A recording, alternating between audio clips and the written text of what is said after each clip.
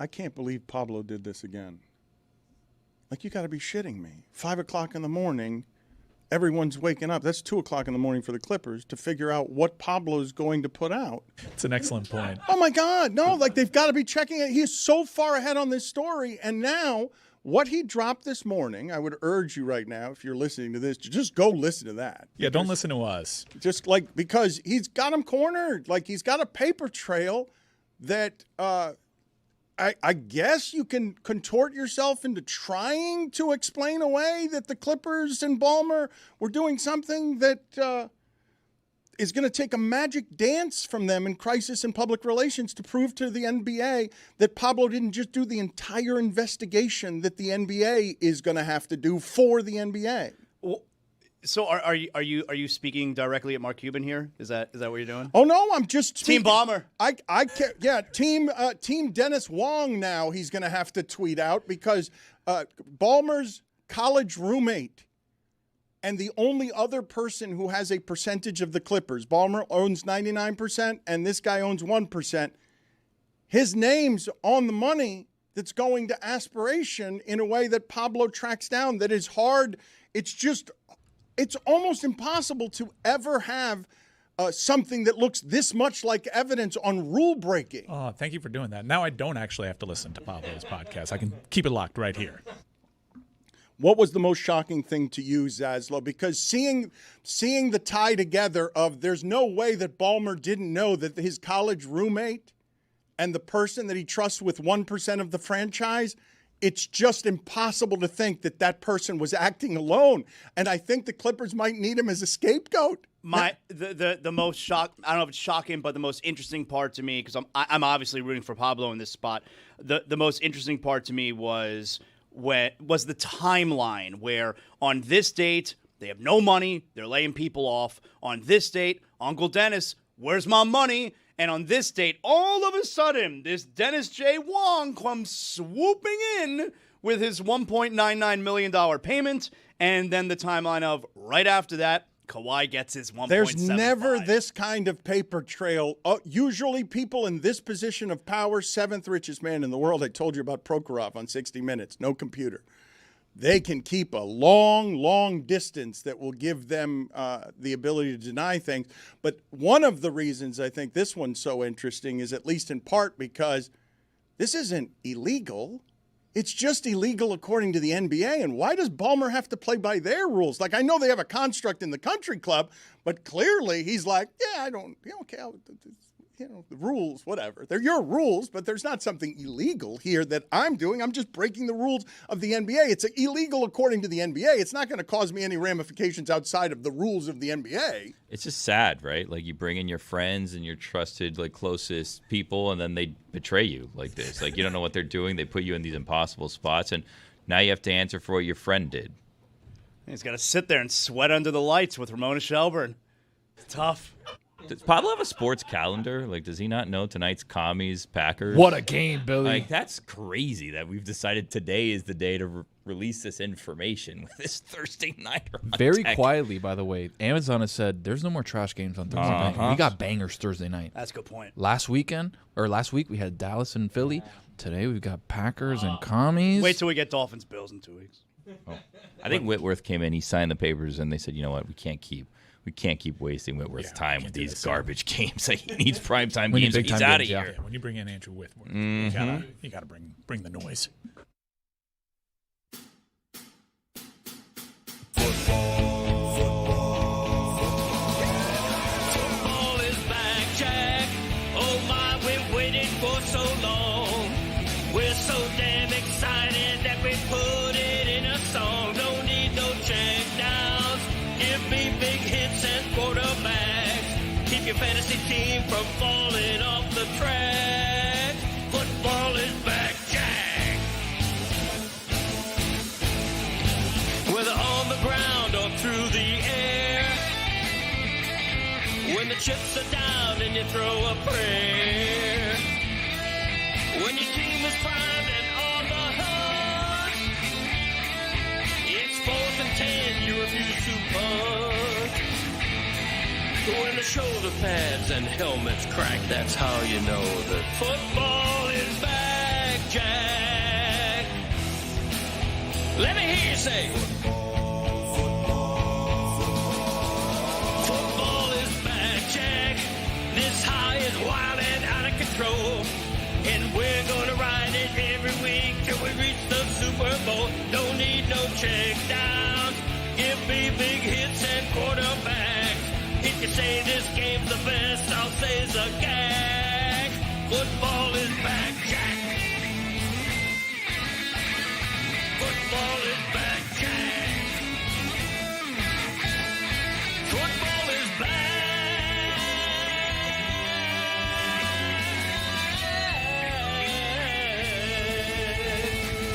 Football is back, Jack.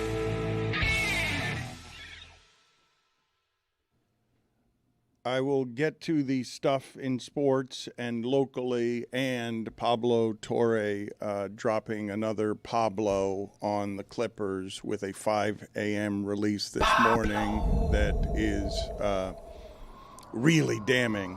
And you have to contort yourself in order to try and figure out how to defend the Clippers. I would not want to be in their PR crisis meetings on they're learning things through Pablo that are being chased at 2 o'clock in the morning, and Pablo is so far ahead of this story and has all the documentation on it. We'll get to that in just a second. Bomber flew all the way to Bristol the next day last time.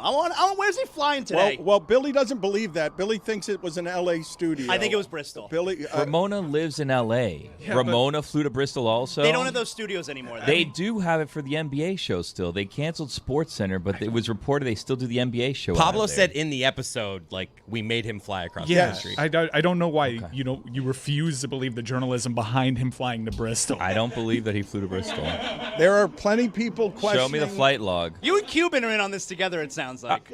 Also, that's like an insignificant portion of this story. I know, but you're really hung up on it. And while there are you guys pointed it out. I didn't point it out. I just said one time. I don't think he flew to Bristol. I think he did it in the LA studio.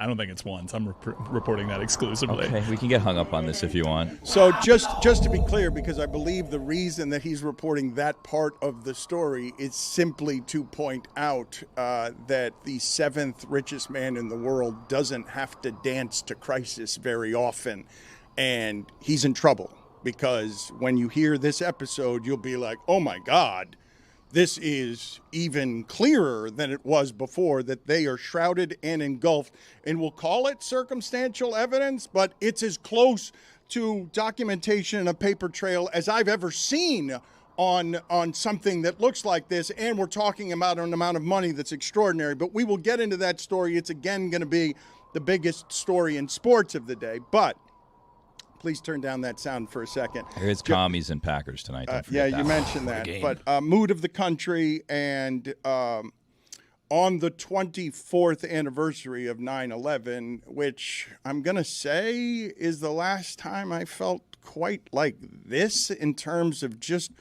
horrified and sad about the state of America. And I will not make today about gun control, and I won't make today about politics. I'm simply going to tell you that when Charlie Kirk is assassinated like that, and I'm watching it on the internet, and as horrifying a thing as you will see. It might be the worst thing I've ever seen. It's as horrifying a thing as you will see on the internet, and without even knowing yet the suspect, I can tell you this much.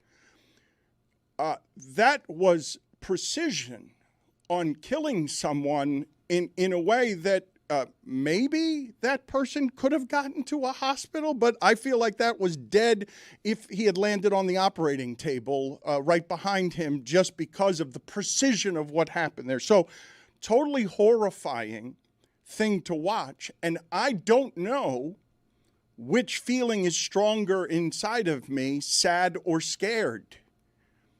Because I know, because what happens immediately after that, because we're so connected to the internet, because people are so lonely, and because there's like a lack of humanity in the air, whether it's a healthcare CEO killed in the street, everything's a video game, everything's a cartoon. You're disconnected from humanity in a way that you see a snuff film like that. It's horrifying. And immediately the conversation that starts, it's either about gun control or right and left. And it's like, no, that's where we are. That's where we are as a country, where we're going to start, I'm not going to say normalizing that, but we did this with the healthcare CEO, where all of a sudden the conversation afterward, everything's content. It feels like I'm living in Natural Born Killers. Like the movie Natural Born Killers with Woody Harrelson, Oliver Stone, it feels like I'm living inside of it. Like, you didn't know if you were sad or mad. It made me sad, the whole thing. And by the way, like, seeing the actual video of it, 1,000% adds to the horror of it. Like, if we only had the video, that faraway video, which was the first one that I saw, it's like, holy shit. But then when you see the other videos, it's a completely different story than at that point. And then I became mad throughout the day yesterday because I just don't understand the whole reaction. Oh, well, you know, you weren't upset when that happened. You weren't upset when that happened. And that went from me to being, like, sad about this man and the family, and it made me mad, just a lot of the reaction I saw. People like to disassociate when things like this happen. We don't have video off, and it makes it easy to disassociate. That's what that looks like. And I'm also scared, too, because they apprehended 2 people and they released them. This is, as Dan mentioned, this was a very dangerous individual that is still at large. And the longer this thing goes without a suspect in custody, the crazier the online theories will get, the worse the rhetoric will get, the more kooky theories people apply to this, and it's a scary time, no doubt. I don't normally do this. My younger son sent me, and my younger son's 13. We love watching South Park together, so he knows who Charlie Kirk is because they had an episode this season centered around Charlie Kirk. And so my son sends me a message. He's at the gym. He sees it on TV. He goes, you know, Charlie Kirk is dead. And I wrote him back, and I said, have you seen the video? And he said, I have not. And I said, and I don't normally do this. We're pretty liberal in our house as far as what information we share and what we talk about. And I told my son, I go, I'd prefer you didn't watch the video. And so today, I think he's listened to me. I don't think he's seen it yet. I will also say, by context, because I don't want to be prisoner of the moment as I'm talking about the 24 years between 9/11 and this, there is daily horrifying video coming out of Gaza, and there is plenty on the internet that is horrifying, and I think a lot of people react to it in much the same way that they react to what they just saw with Charlie Kirk, because it feels like we're in a simulation here where things that you're watching in video, they're like, that can't be so. That's something out of the movies. That's something out of cartoons. That's something out of, computer artificial intelligence, where things that you're watching on video that become so very real leave you with a film on you that you can't quite get off of you. I mean, the dialogue around this, it's going political.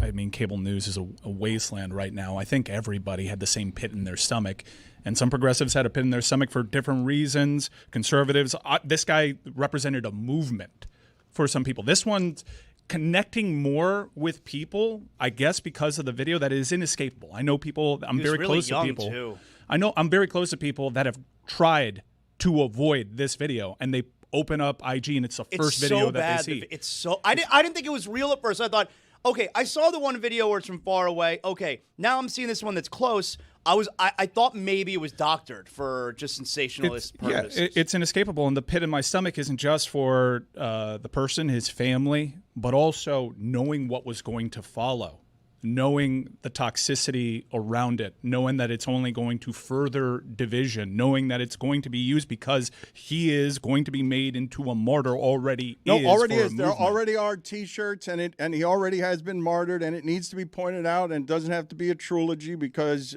this is horrifying, and you don't want to go too soon with some of this stuff. But he has also said an enormous number of heinous things, or did say an enormous number of heinous things, and was a divider who was in support of white men and very little else. And that's, whether you want to believe funded by billionaires, whether you want to believe that this was somebody who actually believed what he said or didn't believe what he said, it is so that he was basically espousing viewpoints the entirety of his famed life that were anti anti-everything except white men. That is context here without making it any worse than it already is. Yeah, still tragic. And still a human being, just like the healthcare CEO was a human being, and the delight and the celebration of seeing that video is something that I cannot get behind. And Mike mentioned too, like his family had 2 young kids, and the fact that you grow up with a very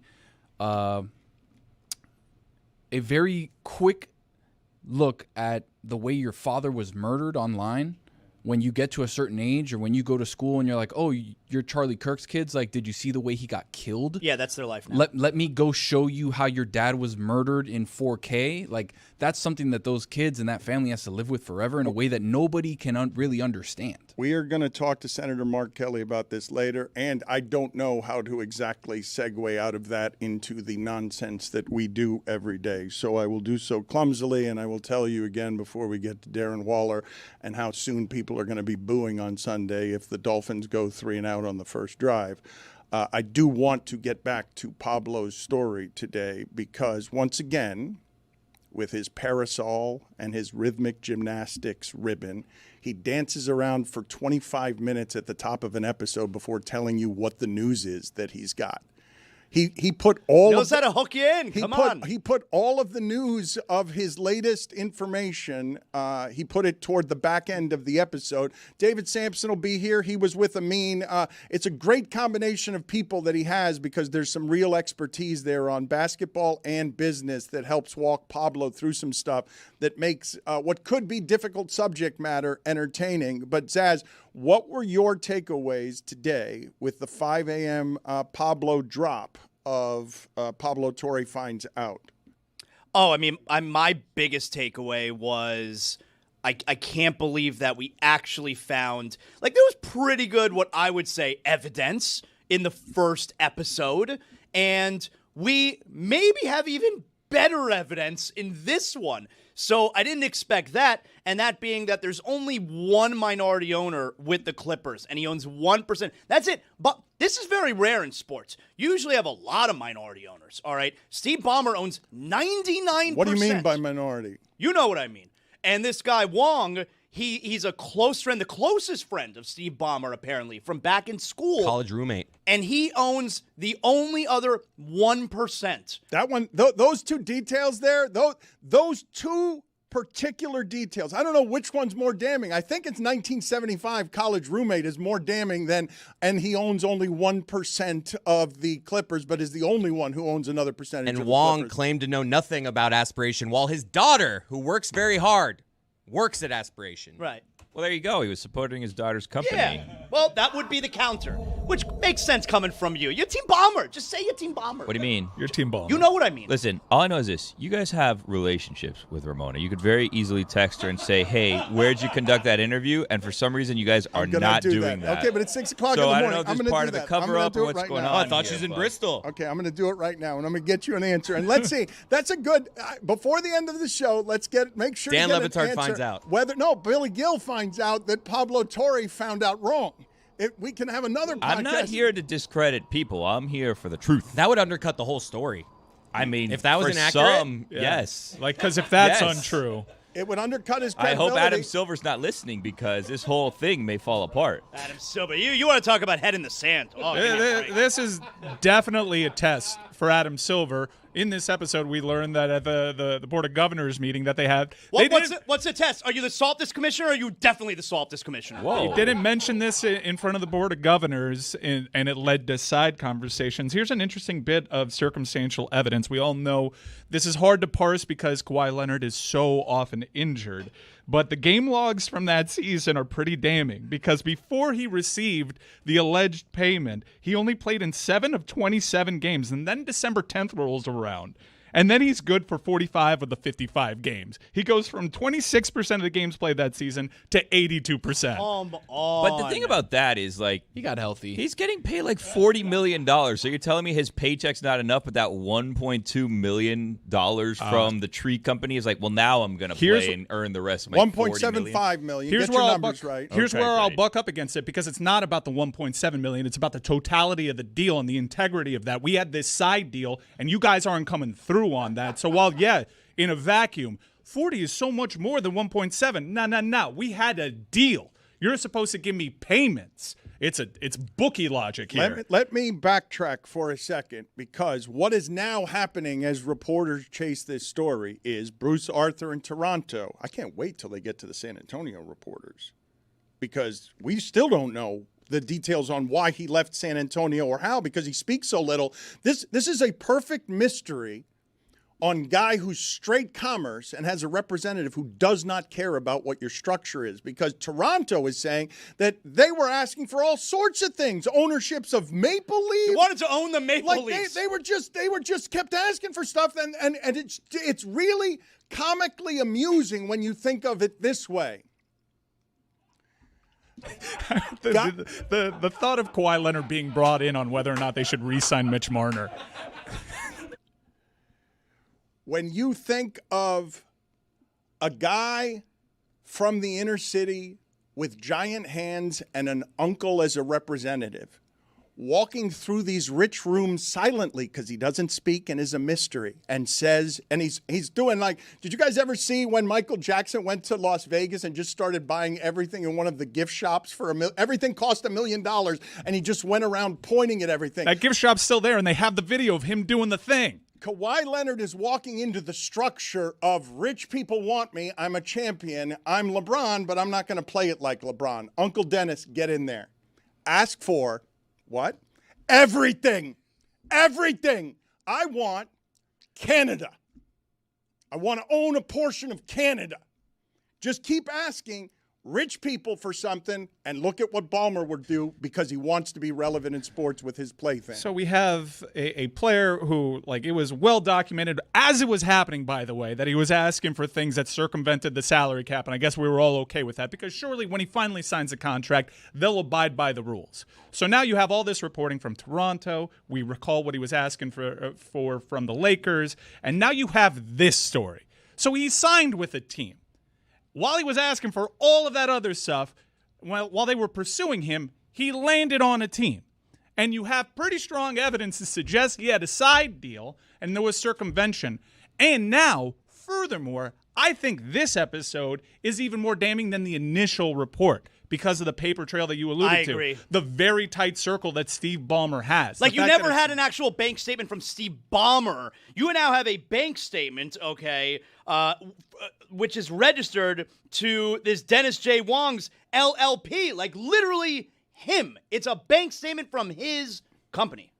I get that this is like juicy and there's all of this information and evidence, but what's the ultimate punishment? Do you think they're going to take the Clippers from Steve Ballmer, or is this just going to be like a hefty fine? Because if it's a hefty fine, then like no, it won't be just a fine. This kind of proof, but it's on not, this it's kind not of a money. crime that's been committed. If taxes were paid on this and all of that, then this wasn't like they were evading anything. Well, they just NBA rules. Who cares? But the NBA is going to come down hard on him. You mentioned the Board of Governors meeting. And again, if you're just joining us, Pablo Torre finds out has unleashed another Pablo this morning. And I don't think it's as damning as the original episode and the original news. But I do think it feels, now that we have all of the context and information, it does feel like this is closer to being the truth than whatever felt like the bullshit of spin that Ballmer was trying to do with Ramona Shelburne in either Los Angeles or Bristol. We have not confirmed that yet. Bristol. Dan, I wanted to make something apparently clear. Abundantly clear, my bad. I'm doing a Tony Finds Out about Pablo's Finds Out. Is that so? I'm working on a little bit of a theory here. And I think what this is Pablo's hate for a specific person. Well, no, because I wrote it upside down. So, Dan, let go with me here for a second. What does Pablo like more than anything? Attention. Being right about something. No, well, that's close, but attention Telling is people what he likes. went to Harvard. Now, hold on. Now you're close. You're getting closer, Billy. All right. So Pablo's one true love, himself being right in 15,000 words or more, right? What does that make you think of? Oh, the one time that he wrote that 20,000-word piece about the process. Okay, so Pablo loves the process, right? Kid born in New York City all of a sudden becomes a Philly fan? What's that about? All right. Now we go a little bit further up. Who killed the process? Joel Embiid's knees. Ben Simmons? Close. The shot that Kawhi Leonard hit. Doom, doom, doom, doom, doom, doom, doom, Tony. And all of a sudden, Tony finds out.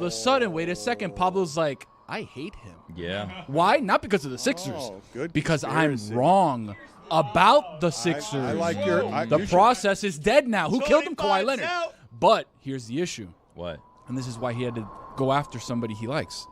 Ballmer. Where'd Ballmer go to school? Uh-oh. Harvard. Okay. OMG. They stick together, right? Their Harvard guys stick together.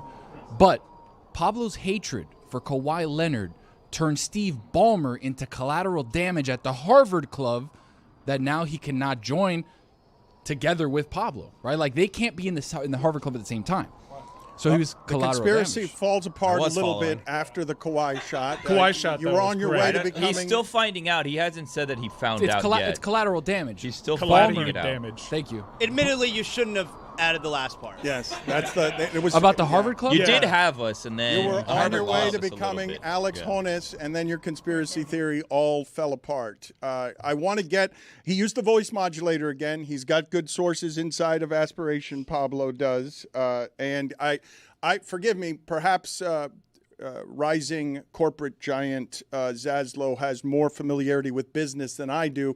I don't know what an LLP is. What is an LLP? There's an LLC, which I have. I'm a businessman. And then there's also an LLP. So wait, you're a journalist, you're a lawyer, you're a judge, you're a Race war expert. race war expert, and you're a businessman. Yeah, I have an LLC. He's a businessman. a businessman. So LLP, I don't know what that is. There's but- LLC and there's LLP. What is LLC, Dan? Limited Liability Corporation. What's LLP now? A longer know. album. Limited liability partnership. Oh, Okay. Thank you, Zaslow. I appreciate your expertise in this matter. Tony did find out. There The is- Harvard Club thing, there's something there, Dan. I'm going to keep working. You guys will be surprised to know that even though Zaslow has been someone everyone's noticed around here and elsewhere, everyone in the media, everyone's noticing that Zaslow is making a mark, and they're noticing Zaslow. And Zaslow's rising up in the media and at our company. And the other day, for the first time, he was interacting with our COO via email. I introduced them, and so our What do you say? our COO's name is Bimmel. You're a nice guy. And Bimmel, this was great. Bimmel is spelled simply Bimal. I don't know what's going on with Zaslow's spell check. I don't know what's going on with his eyes and his reading. He only wrote a sentence by way of introduction to meeting Bimmel. And the way that it begins is, instead of hi Bimmel, hi Himalayan. Unfortunate autocorrect. Didn't even notice it. He didn't. Zaslow sent it without even noticing. I'm introducing the two of them to each other by email, and Zaslow starts the introduction. Second word in, it took him 2 syllables to screw it up. Hi, Himalayan, which would be a better name. And I sent it. I don't think so. I think I don't Himalayan. think It's a better name. More It's a better unique. name for a carnival ride. Yeah. So embarrassing. If I told you right now, there's a new star quarterback, and his name is Himalayan Dart. Well, that's the Dart thing. I mean, Dart is sick. he Bimmel wrote- Dart works. And I got an email back, like later in the day or the next day. It was just start with Himalayan, great names. Oh my God, I was mortified. He's an executive with this company. Hey, just keep it moving. We make mistakes around here, and we sink into them. Speaking of mistakes, I may be wrong about Darren Waller. You won't know until he plays, so you have that going for So you. he'll never know. Yeah, you may never know. He will never know. Didn't Will Fuller famously get a deal here where he just signed a deal and then just never played and collected the check? $10 million. It's really, Byron Jones did it. Odell. Yeah, Odell is pretty much in that category too. I got to tell you, this is a better way to do it than Kawhi Leonard. It's a better way to do the no-show job. Kawhi's looking at it and saying, that dude, he's got this down. So how does this go? Kawhi knows nothing about being paid by a team and not showing up. How does this go for Darren Waller, where a week ago they told us he might be ready for next week, and now it's like he might be out all year? Well, it's not even that a week ago yesterday, McDaniel said that he's on track to play week 1. But we held him out strategically from practicing Wednesday because that's part of our plan. And then when the injury report comes out the next day, he's out, hip injury. Like McDaniel's just straight up lying. His hips do lie. Do you guys believe that the booing is possible in the first series of Game 2? Do you believe that we will? What is the earliest we will hear Coin boos? toss. They lose the coin toss, and they're going to hear it, I think. There's carryover. They haven't seen this team yet at home, so there's going to be carryover. Those fans are waiting to boo. They will take any opportunity they can to boo. When they take the field, they won't, though. They might. They might. If Chris Greer's on the field doing a presentation to someone, it better be an Army vet, because if not, he is getting booed. Billy, you've been around this team long enough now. When I'm trying to provide the context yesterday of never remembering outside of Fiedler and Feely, first half of first game of Wannstedt, this is clearly the end. Everyone knows it's the end. They've been howling all season, and the coach panics and makes a quarterback change at halftime of the first game because they don't have a quarterback. Do you think I have the proper context when I say that it's never been this around the Dolphins? That in your lifetime, this early, it's never been what we're headed to in Game 2, where you're going to see the Plains and the frustration bubbled over with the worst Week 1 performance that any team in the sport had. I'm trying to remember the exact circumstances, but don't forget there was the time that in the preseason practice game that was just for season ticket holders, they were chanting for Kyle Orton while the quarterback was on the field. The whole Cam Cameron years was something that, 1-15 was horrible. I just don't remember it being horrible. Where I'm wondering, are they going to boo the first drive of the season at home? That's where you're nailing it. This early in the season, I don't think there's a comp, because don't doubt how sad and beaten down we've been over time. Like, we've been this sad many a time, but it's usually later in the season. It's touchdown or bust, by the way, on that first drive, too, because even if they settle for a field goal on 4th and 2, the Boo-Birds will come out on a field goal attempt at 4th and 2. It's got a missed field goal written all over it, that first drive. A missed field goal. A good drive down the field. And it's end up 4th end up at the 10-yard line. It's a 4th and short. He goes for it. Doesn't get it. There's no boos there. He's right about that. If you go for it, no boos. A good drive down the field, 4th and 2. We're not kicking a field goal. We're going for it. Okay, so what's... And they fail. No, then they're getting booed if they fail. It was a good drive down the field. The boos will come the second drive if that happens. Put it on the poll, Juju, at Le Batard Show. Over, under on when Dolphin fans begin booing 1.5 drives. 1.5 drives. It may happen before they even get the ball. If they are defending first and they give up a touchdown, it'll start I'm there. going over. No, boos have to be with the offense on the field. Yeah. No, that'll be an under, though, Billy. If it starts before they get the ball, then it's under. But I'm saying we're saying it'll be their first drive. It may be less than that. I'm saying I don't believe that anyone boos unless it's something to do with the offense. I want to go. Boos are coming in the intros probably. I like Mike McDaniel. We've interviewed him. Seems like a nice guy. I don't root for his demise at all. I want it to work out for him. I really do. But my mind... Are there people you root for their demise? Yes, plenty. I got a list. You want me to whisper some podcasts? Are you kidding me? I got a list. Whole list. Anyways, I like Mike McDaniel. Want him to keep his job. But I am also really interested on what happens if they lose this game. To Mike Vrabel in his first year and Drake May in his second year. Because I just don't see a scenario in which they're 0-2 with a loss at home to the New England Patriots, a team that every Dolphin fan assumed they'd be better than. Someone has to go. Can I make the argument, though, if we lose this game to the Patriots, that's it on the season, we want the first overall pick. You almost want to be bad. Ooh. You keep McDaniel and just yes, this is bad. This is why I think the move is you get rid of Tyreek Hill. Because maybe you could argue get rid of Greer because we can keep things moving. We don't need a GM all that much. There's no way Ross does that. Let me just I do want to say to you guys, I understand that when something looks like this and feels like this, you're going to go straight to the top of the food chain and blame. I've seen that guy do what he did when he had the pieces healthy and turned Raheem Mostert into someone who had 18 touchdowns. You can sit here and lament how bad a coach you think he is. He's getting collateral damage on architecture here that is an owner and a GM who have been failing for a long time.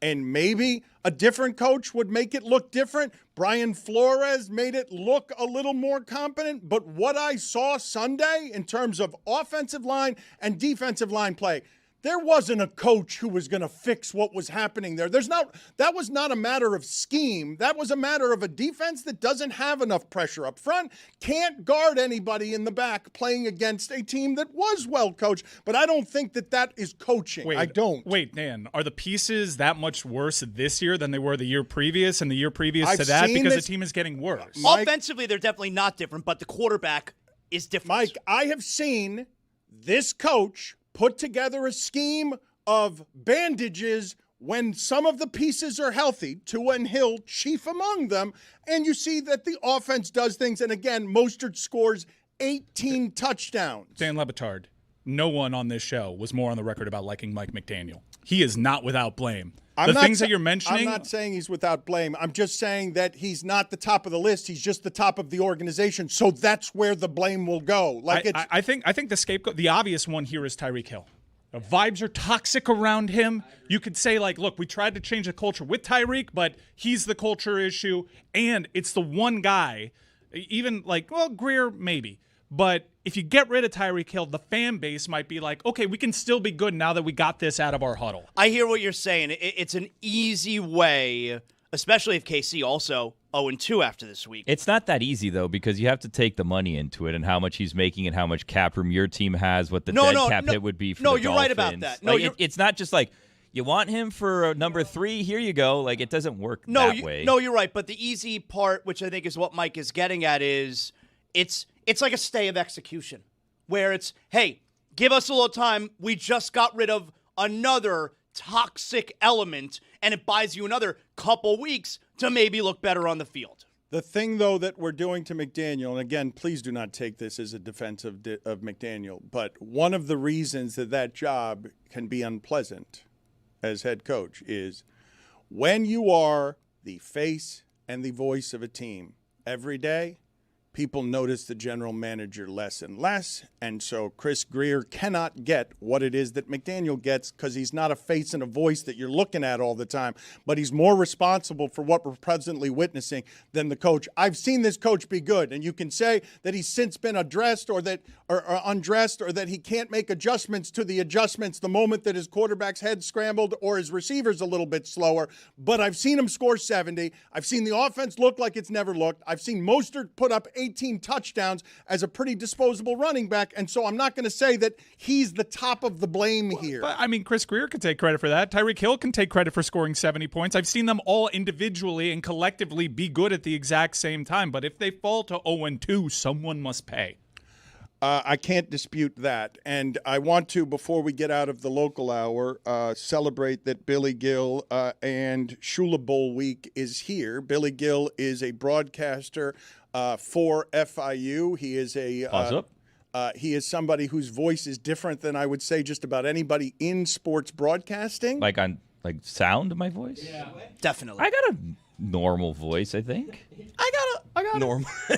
I meant in content, but also in voice. Here's some Billy Gill FIU. It's a big one this week, Dan. You gonna come? Pitbull is tweeting about it. I want to hear more about it after we play a little assortment of you on the first game broadcast.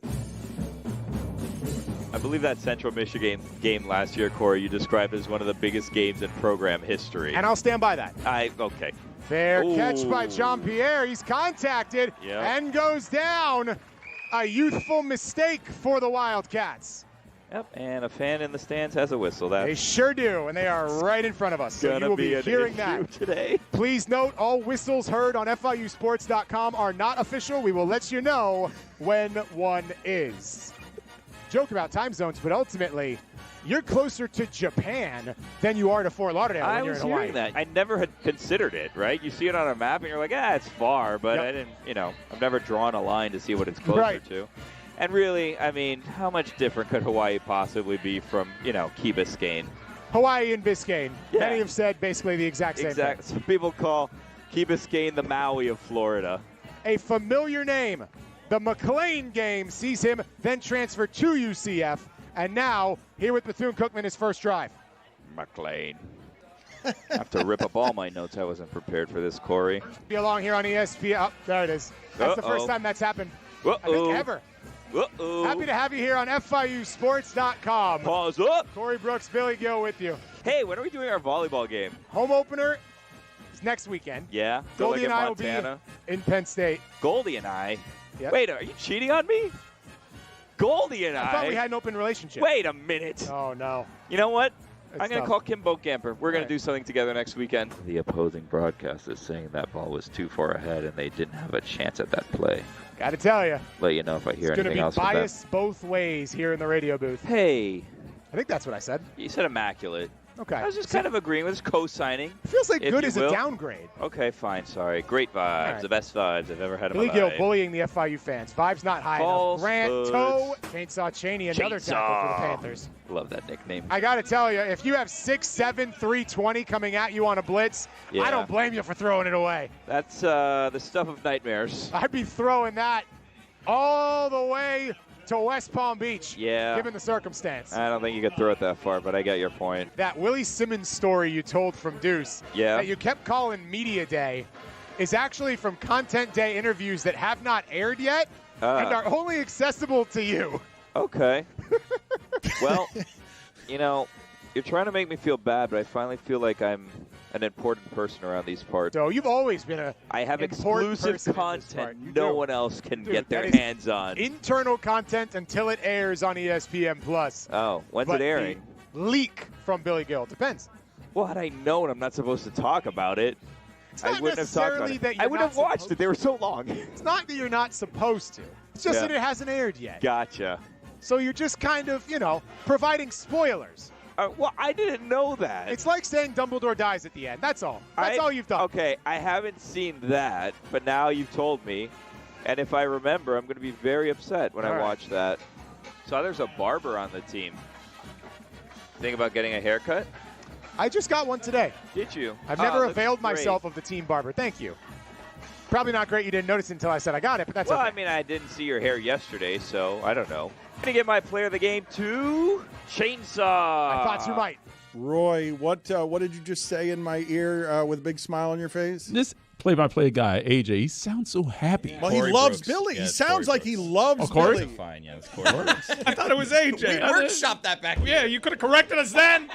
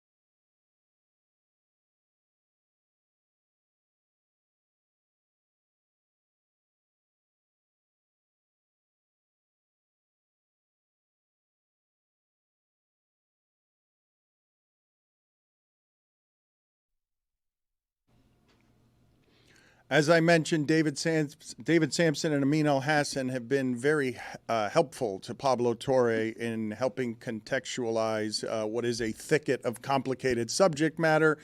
And David Sampson joins us now. His podcast, Nothing Personal, as I've told you many times, covers terrain by himself that a whole lot of people are not covering.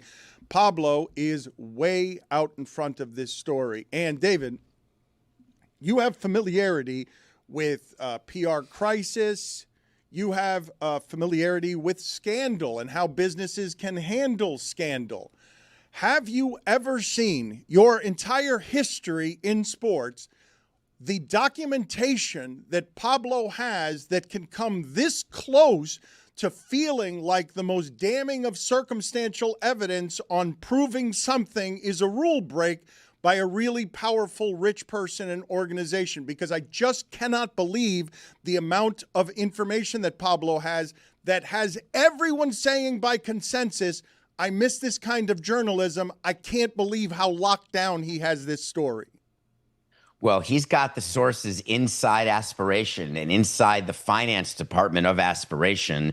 And what the finance department has are documents like bank statements, like investor agreements.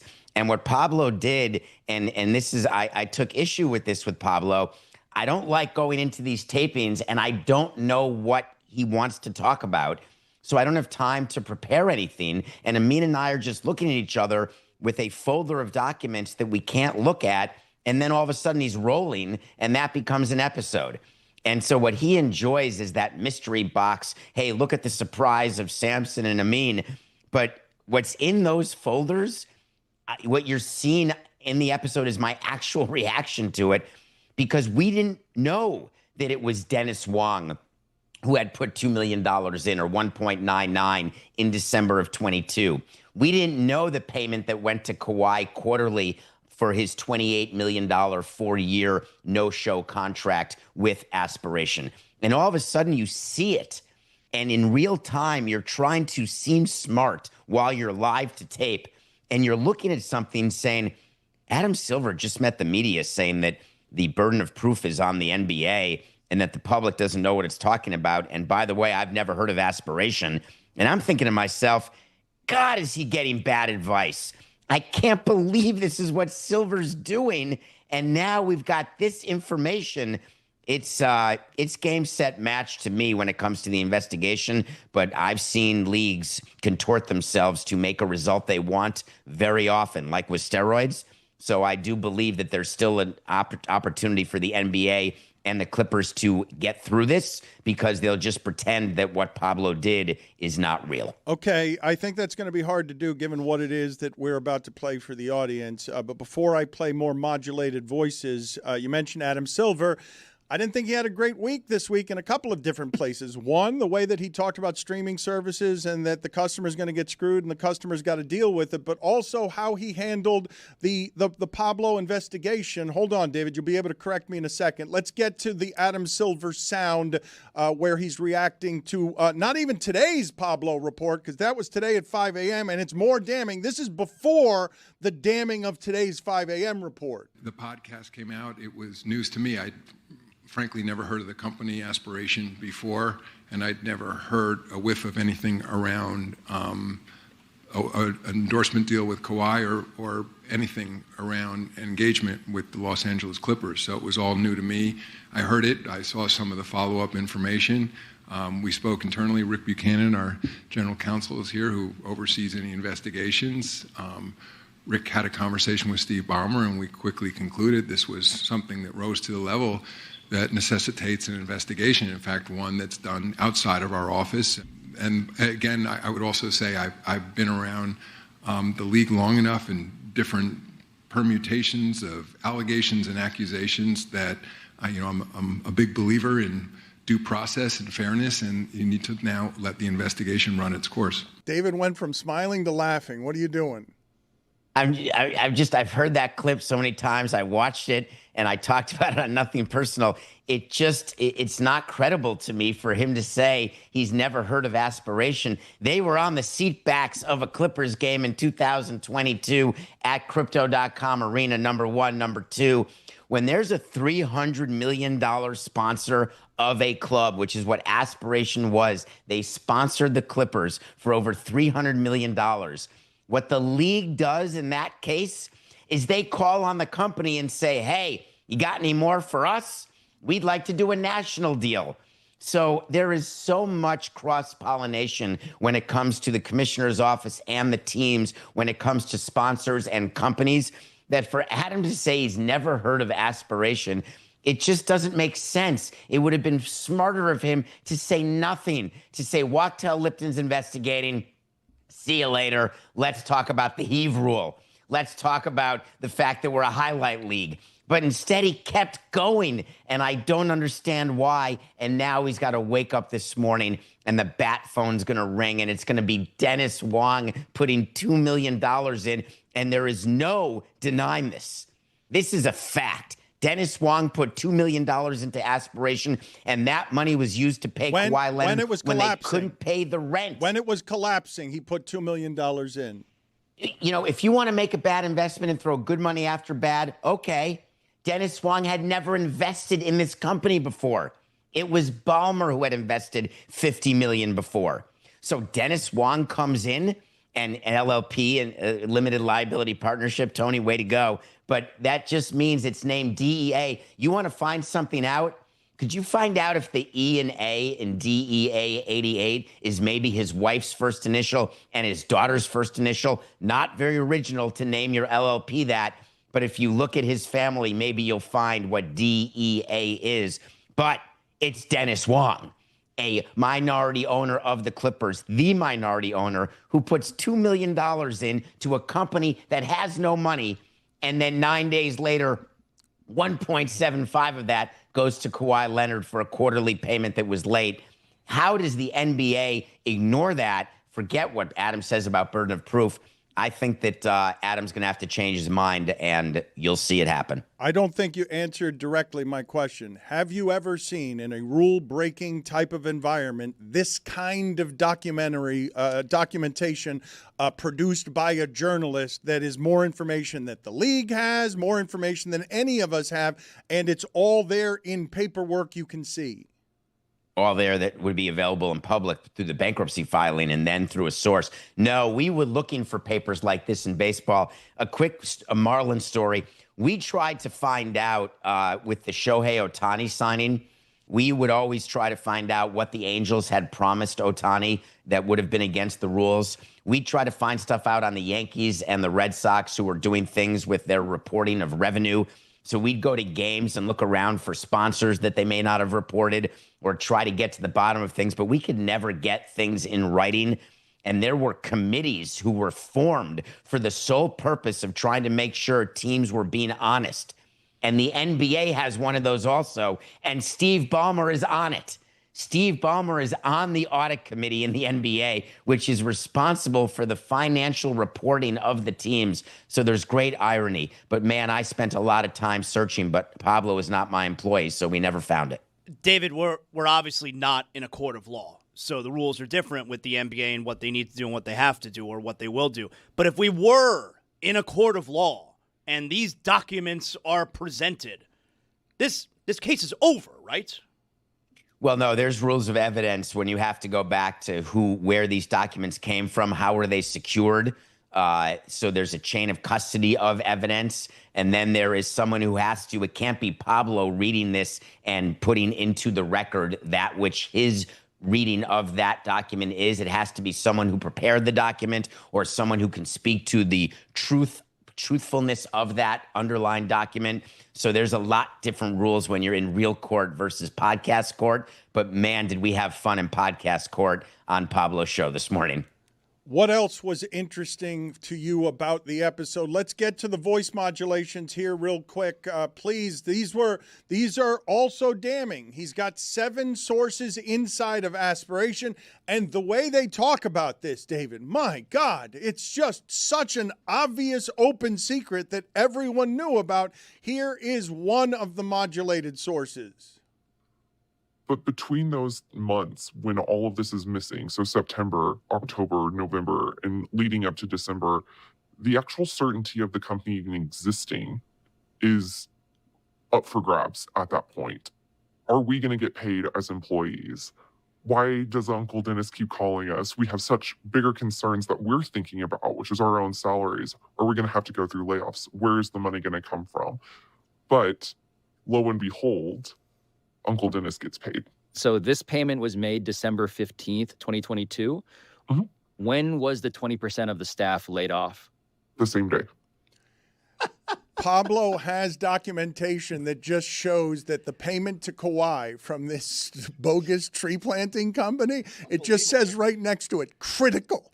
The payment to Uncle Dennis is critical. Let's play the longer sound that offers some of the context around what was going on at this company and just how clear-cut some of this stuff is. I knew the name Dennis Wong because I got 2 texts from this very senior executive at the firm regarding Dennis Wong. So inside of Aspiration, Dennis Wong's investment was identified as an investment with the Clippers clearly attached as part of the identification. Yeah, and I do have another text as well. This is from November 13th, 2022. And it says, Wong is Ballmer partner. How surprising is it that a new investor would put money in December 2022 who had not already clearly been deeply invested into the company? So it is beyond shocking. And I will tell you, I knew that the board, which is Ibrahim al-Husseini, who's been indicted, and Joe Sandberg, who's been indicted, I knew that they had put money in December to make payroll and make rent and all that material. It is not a rational investment that someone would make. So it is very shocking to me that $2 million was made as an investment by Dennis Wong, who in my text is identified as the Clippers, Steve Ballmer's partner, a week before $1.75 million was paid to Kawhi. David? I think it's important to understand 2 things with what we just heard. One, when you associate Dennis Wong and the Clippers, I'm not using the fact that he got information, this source, she, they, whoever it was, we heard the modulated voice also during the show, was that it said Wong, open parens, Clippers, close parens. As I've told you, I have in my phone Steve Dry Cleaner. So I would not be surprised if it was associated so people just knew Dennis Wong Clippers. So that's not evidence to me. What's evidence is the relationship between Steve Ballmer and Dennis Wong, the close relationship that exists when they were roommates back in Harvard, when they are with the Clippers together, building into a dome together, going to games together. There is no way with Dennis Wong's daughter working at the firm. The question is, would he put $2 million in to save his daughter's job? Would he put $2 million in because he thought he would save trees? Would he put $2 million in because he was asked to by Steve Ballmer or by his daughter or by Joe Sandberg? All of those are possible. But for the NBA's point of view and the investigation, the timing of the $2 million that comes in and then goes out to Kawhi, that's what's going to interest Wachtell Lipton, the investigators. Why did you put in $2 million at that point? And the burden is on Dennis Wong, who could end up being like Ipe, could end up being the fall guy here for this version of Ohtani. He's going to have to say to Wachtell Lipton, I believed in this investment. I believed in helping out my friends, a company that was in need. And then it's going to be up to the NBA to decide whether that is rational and credible, because rational is what you need to prove to not have salary cap circumvention. I have a number of different questions, and I will continue to tell the audience a couple of different things. First of all, Nothing Personal is growing at a very, very fast pace. And it is a perfect lead into what it is that we're doing. Your timing was terrible, so was the audio. So good work by you, Chris. David Sampson's Nothing Personal is getting more and more popular, and he's in the middle of this Pablo Torre Finds Out episode that a lot of people are saying is even more damning than the first one. So I've got a handful of questions. First of all, for you, more damning incrimination, that Dennis Wong is a 1% owner and the only other percentage owner of the Clippers with Ballmer's 99% ownership, or the fact that he was Ballmer's college roommate in 1975? Which of those two things do you take? Which is more damning in terms of what this relationship is and how hard it's going to be for Ballmer to say, I didn't know anything about this? None of the above. The fact that he's the alternate governor, the fact that he's the vice chairman of the Clippers, that means way more to me than whether he owns a percent or not, or whether he is his college roommate or not. He is a part of the Clippers organization, definitionally has a relationship with Steve Ballmer. That proves it more than college roommates. Some people may not even like their college roommate. Let me say this about the scandal. You find yourself in the position where you have to handle this today on behalf of the Clippers. You are in charge of doing what's next. What's the lie you're going to tell? I'm going to make sure that I'm not letting Steve Ballmer do an interview, and I am deciding I'm going up to Steve Ballmer as his head of crisis PR and asking whether he is willing to let Dennis Wong wear this. Because if he is, then I'm going to the NBA with a settlement offer, which is I put money in and I got duped and conned.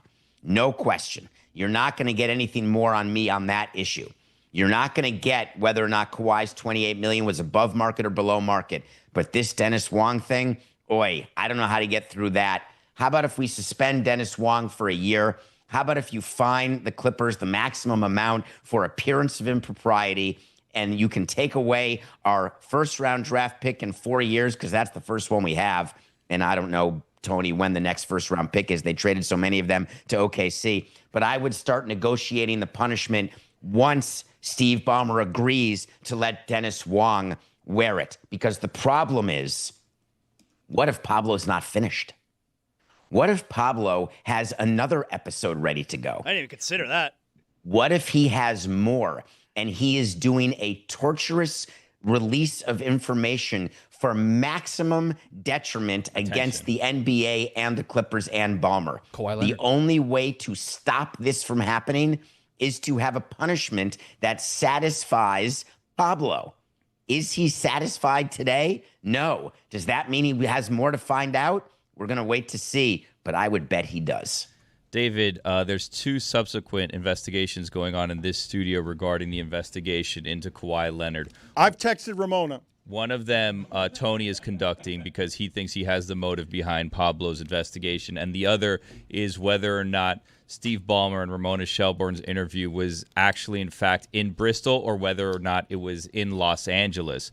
If we find out that it was not in Bristol, that was, in fact, in Los Angeles, does that undercut all of Pablo's reporting? No, it's just he said it was in Bristol, and I happen to know that it was in Bristol, but I'm interested to hear what Ramona says. And if you're thinking that Steve Ballmer had to travel cross Wait a minute, country, are you reporting that you happen to know? Did you report it I happen to know? There's no way that you happen to know. I happen to know that Steve Ballmer did not fly across country, that he may have already been in the Northeast when he went to Bristol. Mike Ryan's the king of happen to know. Are you alleging that you have a happen to know? You are reporting this as a happen to know? Yes, I am. Oh, my God, he knows. He happens to know. Come, everyone. Come and listen. Happens to know. He happens to know. Well informed. Now, I will say this. David said that he happened to know that Steve Ballmer was already in the Northeast, which also goes against the reporting that Steve Ballmer flew across the country for the interview. Get out of here. So I will say that there has been questionable reporting of the situation. I have now heard back from Ramona Shelburne. Nice. Wow, it's early. It is early. It is early for her, but Pablo's dropping these episodes at 5 a.m. and making everybody scamper. Lord's time zone needs to happen. I'm saying. Ramona reports that the interview that she did with Ballmer was in Bristol because they were all there for the Hall of Fame. They were all in the Northeast for the Hall of Fame. So it didn't make Steve Ballmer Well, but the Hall of Fame is not in Bristol. So it's essentially Pablo confirmed. did specifically say, I made him fly across the country. Wow. Which kind of I makes would have you... preferred him not to have said that part because he was already in the Northeast, but it doesn't take away from the show in any way. It somewhat discredits him. He does take a bit of a credibility hit, but not quite as much as the Clippers are today. because honest to God, I want people to understand your level of shock when you processed live on camera the idea of, holy shit, he's got a minority owner here who is really close to Ballmer that makes it impossible to think that Ballmer didn't know what was happening here. Should you believe the credibility of the reporter, which now is in question slightly? So it's the big thing here, Billy, which is when I'm sitting there, I am tempted to not want to. Remember my background with teams. I don't want to believe the media knows more than I do. I don't want to believe the media is smarter than I am. And so I'm sitting across from Pablo, and I'm not wearing my nothing personal hat. I was wearing my executive hat, and I was trying to discredit everything he's been saying. That's been sort of my de facto position during the course of recording these episodes, because that's my experience. 18 years of no, you don't know shit. So what did I do? I opened this document, and in real time, I'm trying to come up with a possible explanation. What can I say that will be credible is the reason that Dennis Wong put $2 million in December of 22 into a company that no one would have invested money in unless it was the two guys who were indicted. And I came up with nothing. Well, his and this daughter was worked in there. real time.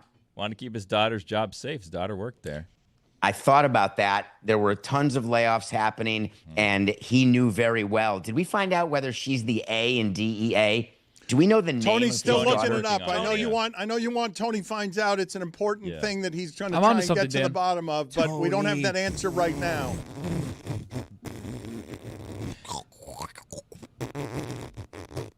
David, are you about to be a villain in this Expos doc that's coming out?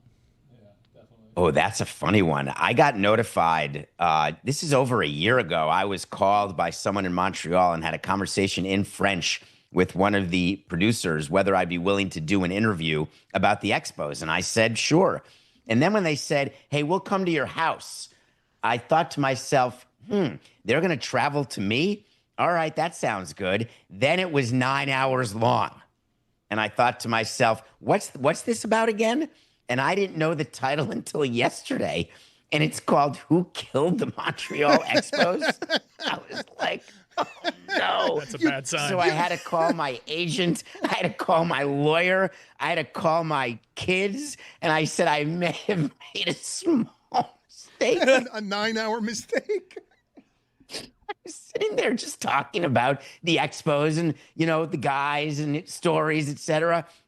And then there's a release from Netflix Canada. And I was on to something was strange when I may have gotten an email from Netflix saying, and I thought it was a form letter, but it was an email that said, Dear David, would you be interested in doing media and potentially attending the premiere of a new movie about the Montreal Expos? Yeah, why not? I thought that it was from my time in Montreal. I did not even put it together until I saw the release of the name of the movie. And I said, oh my God, that's what I did. Shite. So my family is from and still lives in Montreal. They vous parlez français. are huge. I didn't say I lived there, David. They are huge Expos fans, or were huge Expos fans. Dan, whenever my family sees David here on screen with me, they text me vomit emojis.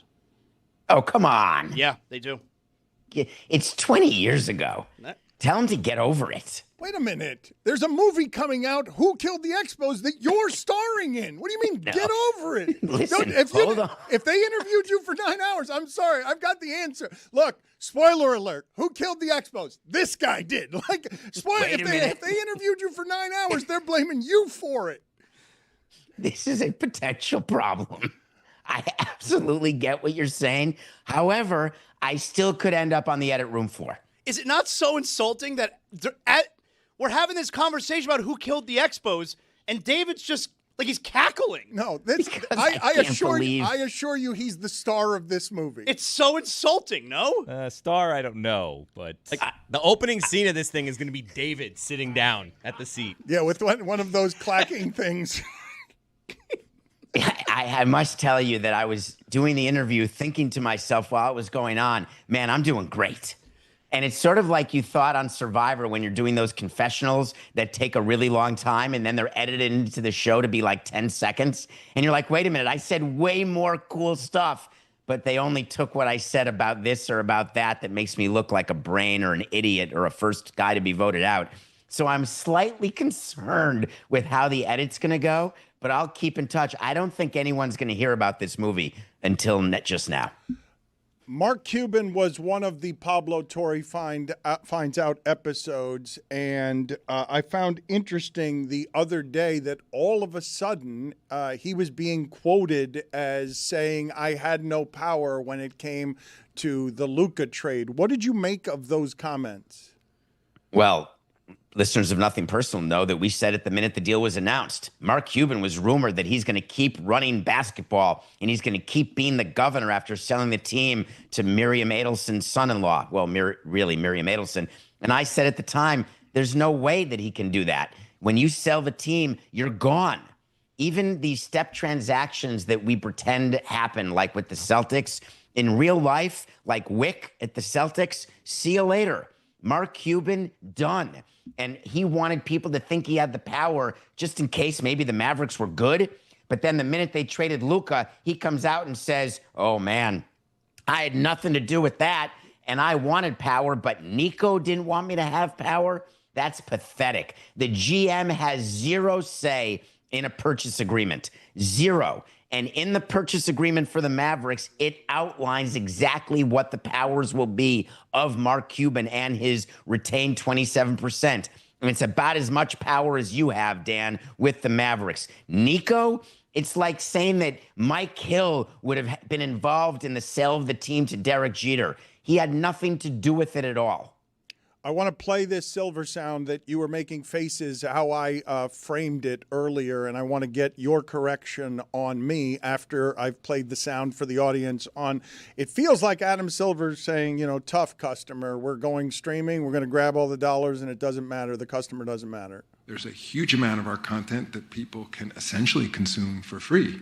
I mean, this is very much a highlights-based sport, so, Instagram, TikTok, Twitter, you name it, any service, the New York Times for that matter, to the extent that your content is not behind a paid firewall.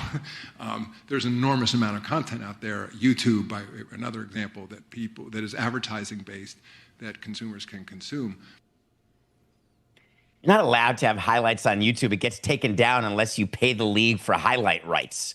For crying out loud, what Adam was trying to respond to was someone asking, "Hey, is it really too expensive to watch NBA games?" And his only answer was, "Yeah, but let's talk about the fact that you get highlights for free, like by watching SportsCenter, and highlights are what people are interested in anyway. We're a highlight league." Boy, season ticket sales people are super excited to have him say that. People who work in in-game entertainment, people trying to advertise like Aspiration in the Intuit Dome, trying to say, "Oh, people love going to games." Adams say, no, we just engage with highlights. I found that to be, again, are his PR people like asleep at the switch? What is going on? So in a sport that is having a lot of trouble over the years in defending the importance of their regular season, Adam Silver sold me on it there, Just watch highlights. Look, Samson loves when the commissioners of the leagues don't care at all about the customers and just say so out loud. You can do it in such a nicer way.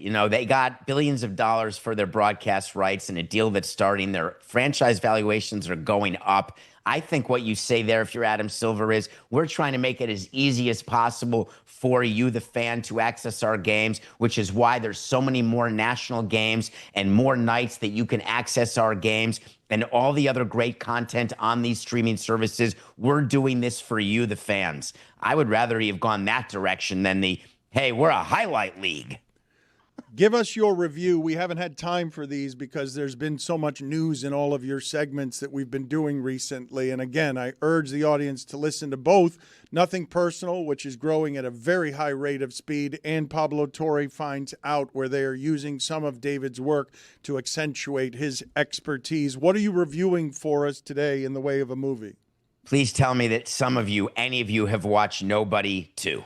Oh, I saw the first one. I saw Odenkirk is one of the most offensive of the older than 50 action stars, but they're doing it tongue-in-cheek. Is Jim from Taxi still in that? Is Dr. Brown from Back to the Future in Nobody 2? Did you forget Emmett just now? I'm forgetting the name. Christopher Lloyd. Thank you. I forgot the name of Christopher Lloyd. Yes. Did we sound And you may have indignant also enough? forgotten Emmett, Dr. Emmett Brown. Yes, he is, but his part is very small and nobody too. It is so ridiculous. And I'm not an ageist. It's not that I think he's too old or that I don't believe that Saul would in any way engage in this sort of funny action stuff. The problem is they had no story. And the script is so weak. The premise is so bad that really it was Hollywood saying, hey, slap a numeric number 2 on nobody, get Odenkirk here from Glengarry Glen Ross on Broadway, and let's make a movie. It looks like it was shot in like 30 days, and it just looks like they didn't care. They were totally mailing it in, and it crushed me because I really thought Nobody Part 1, or the first movie, I was totally entertained. It was funny to see Odenkirk that way. By Nobody 2, I was despondent that I had to watch the whole thing. I just saved you an hour and a half of your life, Dan. It's got very good ratings here. It's got the Rotten Tomatoes says it's 78% and 89%. People like this movie. People like a lot of things that aren't good. Okay, but you are taking an unpopular stance on a popular franchise. Ladies and gentlemen, now starring in Who Killed the Expos, David Sampson, coming shortly in documentary form to wherever it is you get your documentaries. Thank you, David. See ya. Do you guys know that Greg Cody's anger yesterday was real? That Greg Cody was prideful and mad about losing Soup of the Day, at least in part because you remember he had a segment. He prides himself on very few things. Cooking and knowing soup are two of the things. Chris, how did you feel with your father? He left here on his birthday seething. He was not happy how yesterday's show went. Yeah, I didn't feel great about it, especially because it was his birthday. And we talked after, and he did. I was expecting to talk to him after, and it stuck with him. It was really bad. He totally shut down. He totally shut down on the show after he lost. Fair and square, I might add. Wow. We had our Greg Cody Show weekly meeting, and his tone was just like, I've had a bad. I'm like, Dad, this is your birthday. Please don't let this sit with you. It's a soup competition. Billy, are you with Greg? Do you think we mistreated him? And I don't think Billy thought it was fair and square. It was not fair and square. It was the most obvious thing in the world that he was going to lose that soup competition. But his soup wasn't as good. Because he had the worst soup? What are you doing? Hey, what are you doing? Me, ultra popular figure on the Dan Le Batard Show, upsetting Greg Cody. Yeah, the fix was in, Billy Gill. Well, Dan had the deciding vote between you and Greg. It was Zaslow decided. Zaslow did. He put it on Zaz. Decided. My wife said to me when I got home yesterday, and I told her what happened. She said, "Why did you make that sweet old man angry?" It's a good question. I will also say this: Chris Cody was on this chain. There was a text chain that was sent. A tipster sent us a tip that accused Mike of using HelloFresh in the soup thing. Someone sent me a photo of a HelloFresh recipe that looked exactly like Mike's soup. No, I use a lot of different things. I'm familiar with it. That's where I was like, ooh, oftentimes I do use that as my source material to see if I like this. And then I save the recipes. And I'm like, let me build this thing out and add to it. And my dad defended you in saying there's nothing wrong with using a recipe, but he still went back to the coconut thing. He's like, he can use a recipe, but I didn't taste the coconut. He could not let that go. He couldn't wrap his mind around the fact that this is a different soup. Like subtle taste. Yeah, coconut is but a layer of the beautiful soup that I put together. So this was worse than the turkey cook-off, huh? 100% In terms of his anger, yeah, because I think he actually felt like you beat him that day. He felt like he won yesterday, even though I don't think anyone also agrees. He likes you. Like, I got this weird adversarial thing with Greg Cody that's honestly one way. I love the man, but it felt like losing to me in particular, especially when he's the soup guy, and I've never actually engaged in any of these I'm better than you contests. It felt like me beating him felt like it stung him more. It felt like he was mad at me too. I don't know if you're aware. There's a lot going on there. I don't know that he likes me so much. I don't know if you're aware about that. And I feel like it's kind of bullshit, the position that you put me in yesterday, Dan. Like, why did you vote before me? Yeah. Because Dan was giving away his vote. It was so clear how Dan was going to vote. Right, he was totally putting it on me. Right. Yeah, it was obvious that Dan liked one soup more than the other. And you hadn't really given away, so I was like, let's at least end with... You know, have you ever thought about how this makes me feel? Have you? Like, I knocked that shit out the park. In fact, the lime zest wasn't even on the soup. And after you guys added the lime zest afterwards, you're like, holy cow. Yeah, no, this adds another layer to it. This goes extra. This goes to another level. You guys are over here trying to taint my hard-earned victory. I'm not. You know what? There's no incentive for me to continue indulging this show in these activations.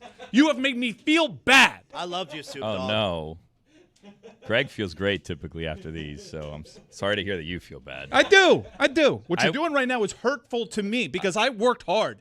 All right. I went to a Whole Foods. I was scanning the aisles. I was like, no. Let me upscale every ingredient That's that what I a good can. chef does. Let me get this to be so quality. I am attaching my name to this. Let me pour my heart and soul into this. And you know what my extra ingredient was, Billy?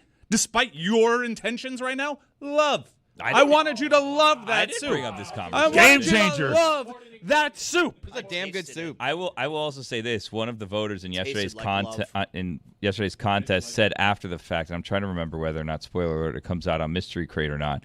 But one of the voters said that they were very much intimidated by Dan and trying to get their vote the way that they thought Dan wanted the vote to go. It was Jeremy. So that's why they voted for Voter Greg. suppression. That's well, I actually think you voted for Greg just because you like Greg. That's what I think. And forget the votes. Greg continued to perpetuate this lie on the air that he made more soup than me. He did not. I made way more soup than he did. There was more soup at the end of Greg's, which That's would right. mean that maybe he made more than you. No. It meant that people liked my soup more. You continue to do this. Why are you so divisive, Billy? I'm not. I'm You just know what? coming here, You man. make the soup the next time. Chris, Billy,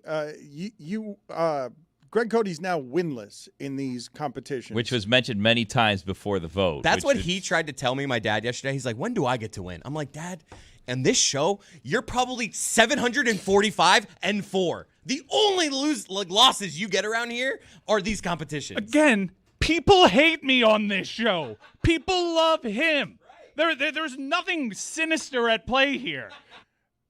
I disagree with you only here. The sinister thing and the fraud in the voting, Chris voted for his dad. Chris was lying. Chris saw how wounded and prideful. Chris wanted a good competition. Jeremy started voting for Mike. Chris, whose soup was better? They were both really good. Chris? They were different good. Chris? You guys are so full of it, man. Chris, whose soup was better? I liked my dad's soup. I liked both. I'm not gonna do this. I'm not gonna let you do this. You're trying I to voted for my intimidate dad. another voter. I You voted see for my what's dad. happening here, right? Now, if Jeremy had voted for my dad, might I have voted for Mike? Maybe.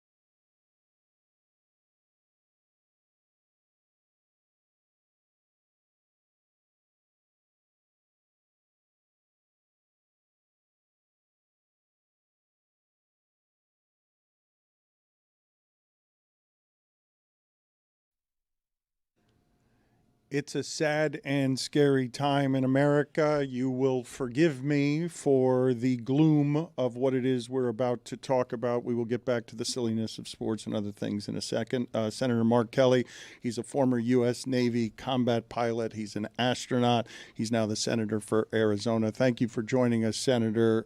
What was your immediate reaction upon hearing the news yesterday that conservative activist Charlie Kirk was shot and killed in front of a crowd in Utah?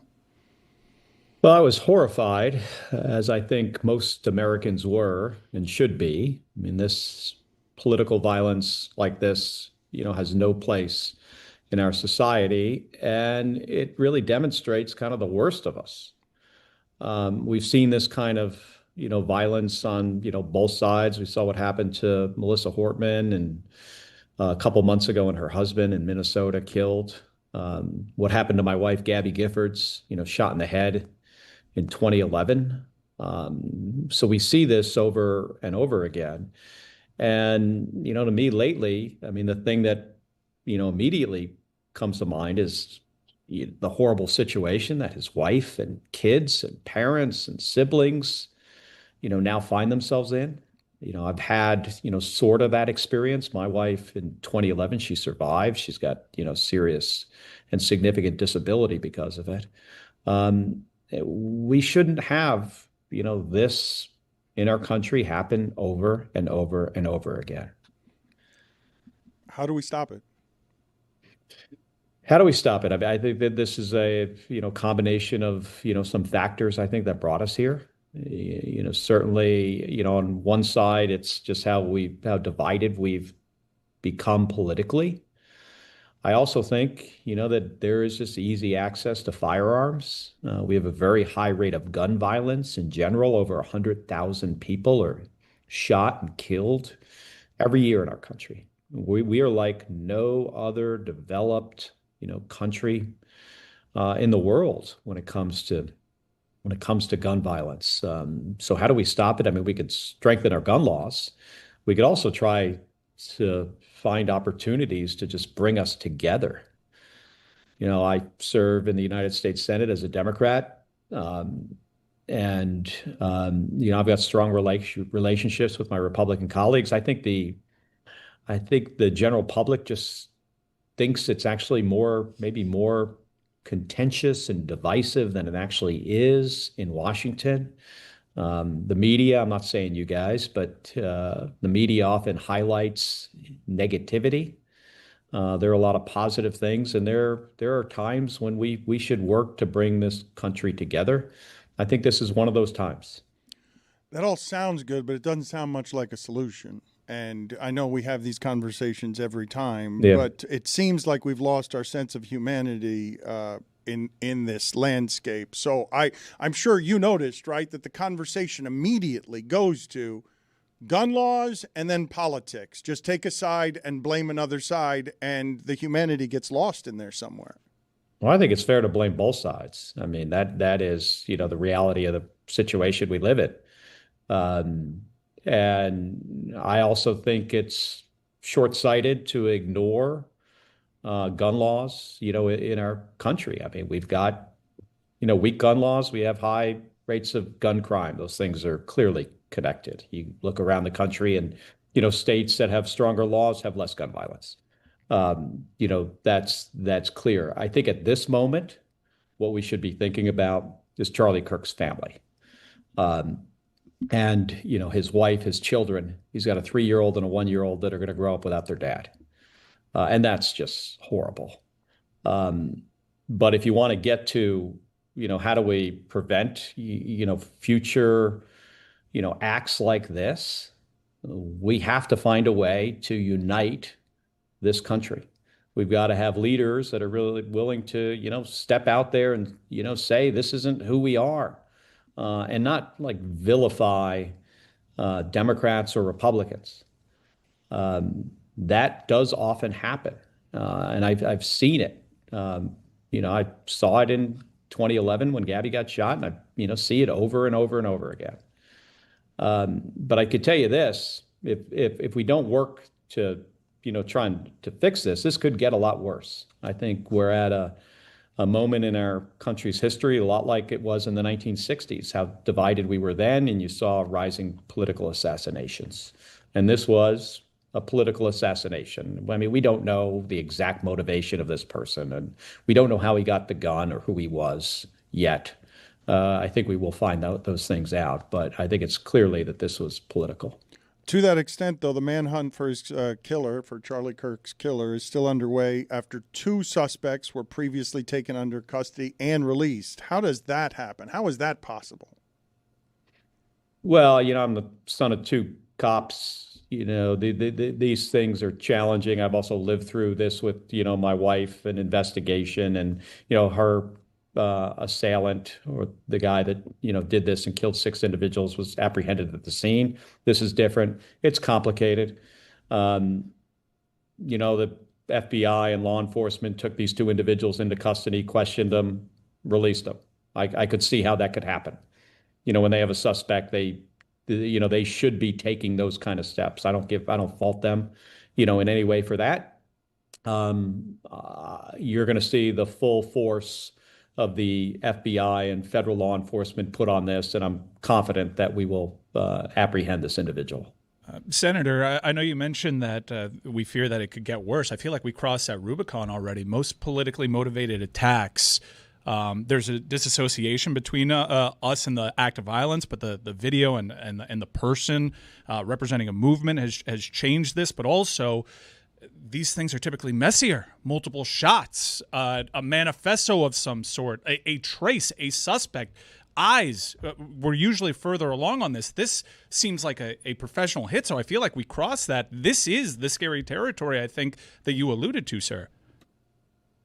Yeah, well, and that's one of the reasons why, folks in like my position and House members and governors, need to, take a step back and see how, what should we be doing at this point? I'm trying to get out there and, speak about this in, what I think is a responsible way. We're not, pointing fingers here, but also recognizing that we have a problem. And, the problem is politicization and, just the kind of rhetoric that people use today, and I think it's gotten worse over time. And I've seen this from both Democrats and Republicans, and we've got to figure out a way through this. But we also can't ignore it. On this individual event, yeah, I think the FBI is going to figure this out, and none of these are exactly the same, and they've got a hard job ahead of them. But I have confidence in the FBI and local law enforcement there that they will handle this appropriately. Trump addressed the news from the Oval Office. He expressed his admiration for Kirk while blaming the radical left political violence. How should people feel when we hear President Trump alluding to potentially going after organizations he views in opposition to him as a result of yesterday's murder? Not good. I don't think people should feel good about that. I think in our country's history, every president has looked at when things like this happen, they look at it as an opportunity to unite us, to bring us together, not divide us. I didn't agree with Charlie Kirk on most things, but I also recognize, that he is a human being. He has a family. He has every right to be there on a college campus expressing his views. I defended the Constitution flying in combat in the first Gulf War. I would do it again to protect his right and people like him. But I didn't agree with him. But what I saw yesterday from the president, I hope I see something else today. This is the anniversary of 9/11.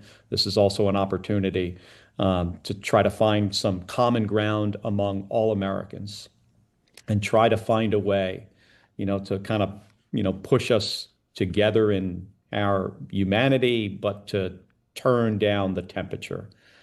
I didn't see that yesterday from him. I do understand that the president knew Charlie Kirk personally and was very fond of him, so I'll give him a little bit of a pass for yesterday. But what I would like to see is, him really, working towards uniting us as a country. What kind of conversations have you had in the last 24 hours with your fellow senators and colleagues on both sides of the aisle? Well, you remember this happened late in the afternoon, and I have communicated with both my Democratic and Republican colleagues about just how horrible this is, about how this guy had a family, and he was not much older than my eldest daughter. I have a 30-year-old daughter. I have a 4-year-old granddaughter. I mean, his kids were 3 and 1. Forget about the politics for a second.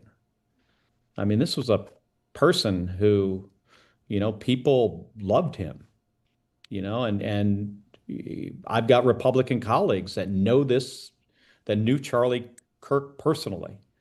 And I don't agree with Charlie Kirk's views, but I respect my colleagues and I'm friends with them. And this was a friend of theirs. And I get that. And this is a very challenging time for them. I've been through this before, with my wife, Gabby, being shot in the head and in the hospital for 6 months and then a recovery, and being in the middle of this shitstorm that you find yourself in, that his family has now found itself in through no fault of their own. And I've got probably dozens of Republican colleagues who are friends of mine that were friends with Charlie Kirk. And they're mourning this loss. And I feel for them. You believe in this country. You believe in this country's ideals. I imagine that you're a hopeful person. Have you felt as hopeless as you have over the last couple of years, the threats to our country from every side?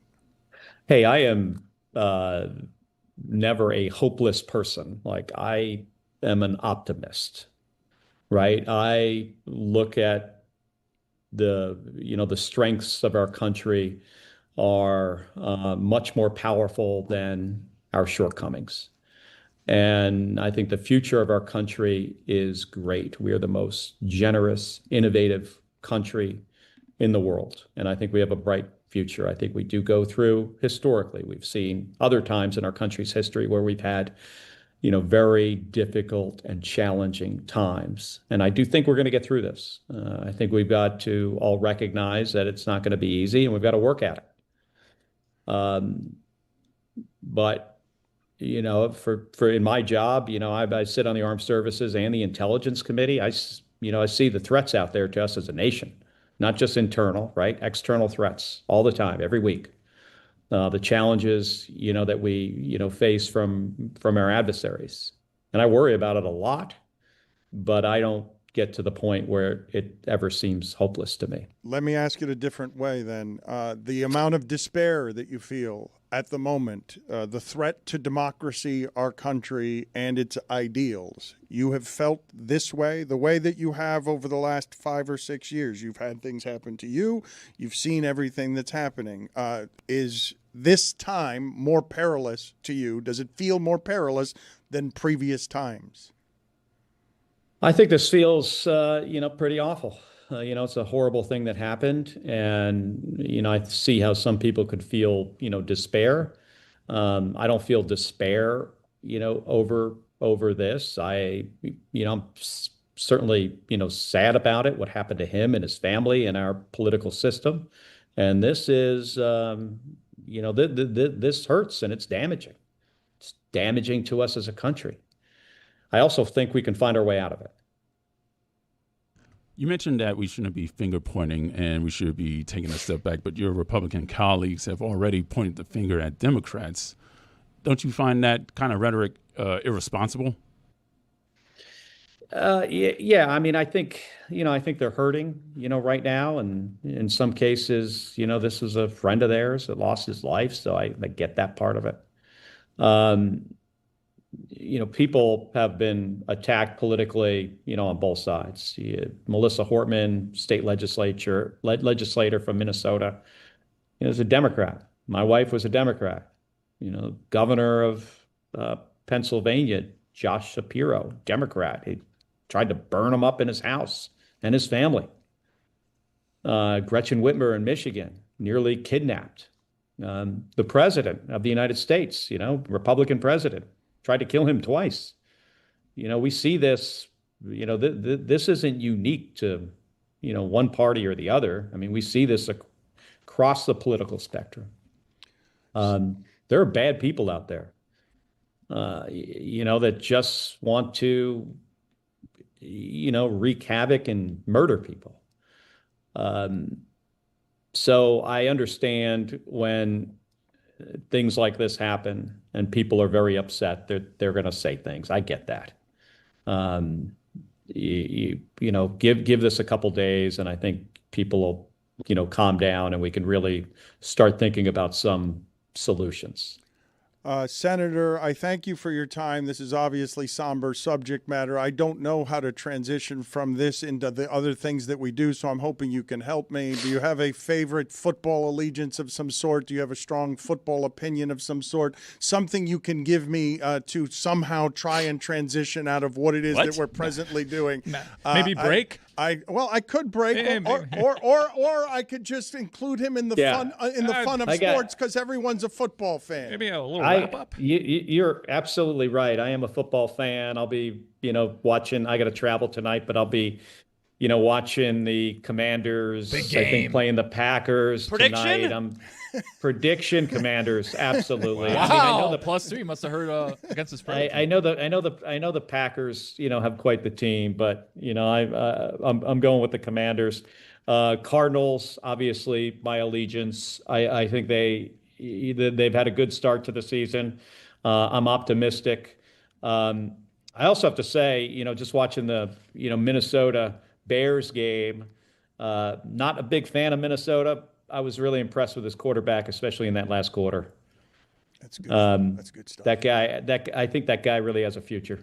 Thank you, Senator. Tony doesn't believe in Kyler Murray. Yeah, Senator, are you tired of Kyler Murray? I'm tired of him. No, you can't be tired. I am not tired of him. What has he ever done? Come on. You guys are still looking for a playoff win. Come on. We're going to get it. It's going to be this year. Okay.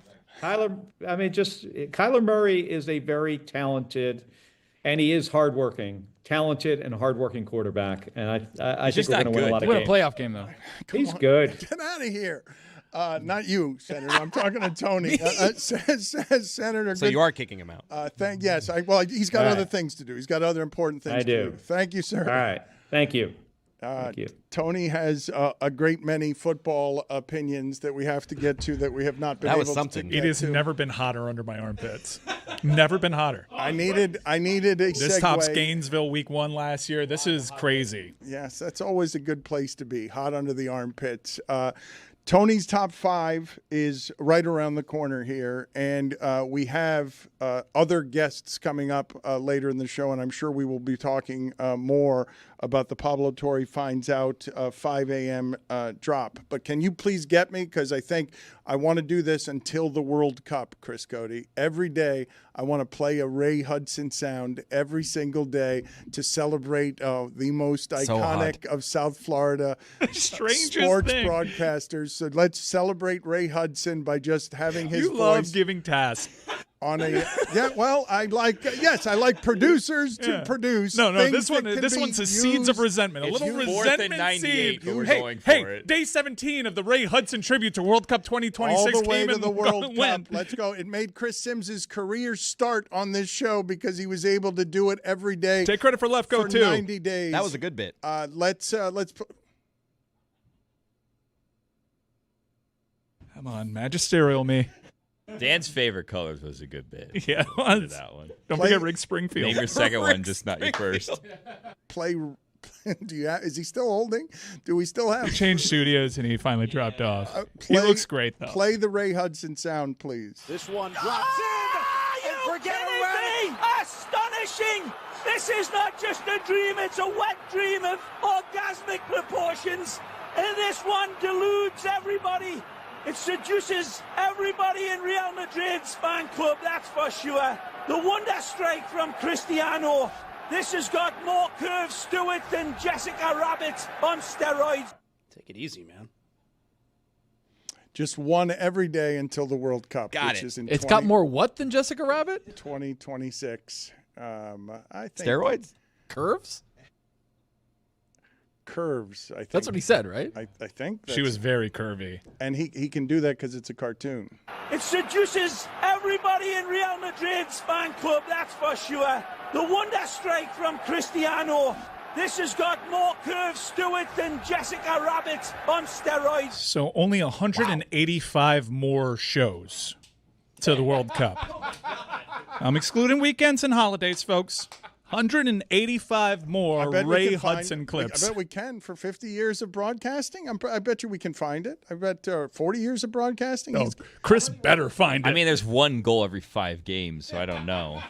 But they're playing all over the world, right? And they're more than 5 games. You're right. A career that spans across the decades, Dan. That's correct. So we'll do that every day until the World Cup to get you ready for the World Cup. And we've got Commanders and Packers tonight, and it is a good game. Oh, dude, this is a possible NFC playoff preview. Yes, sir. NFC championship game, perhaps. So Tony's got a top 5 of football observations to get to. Let's do it. Do we have the music? Do we have everything ready that is required so that Tony can fly?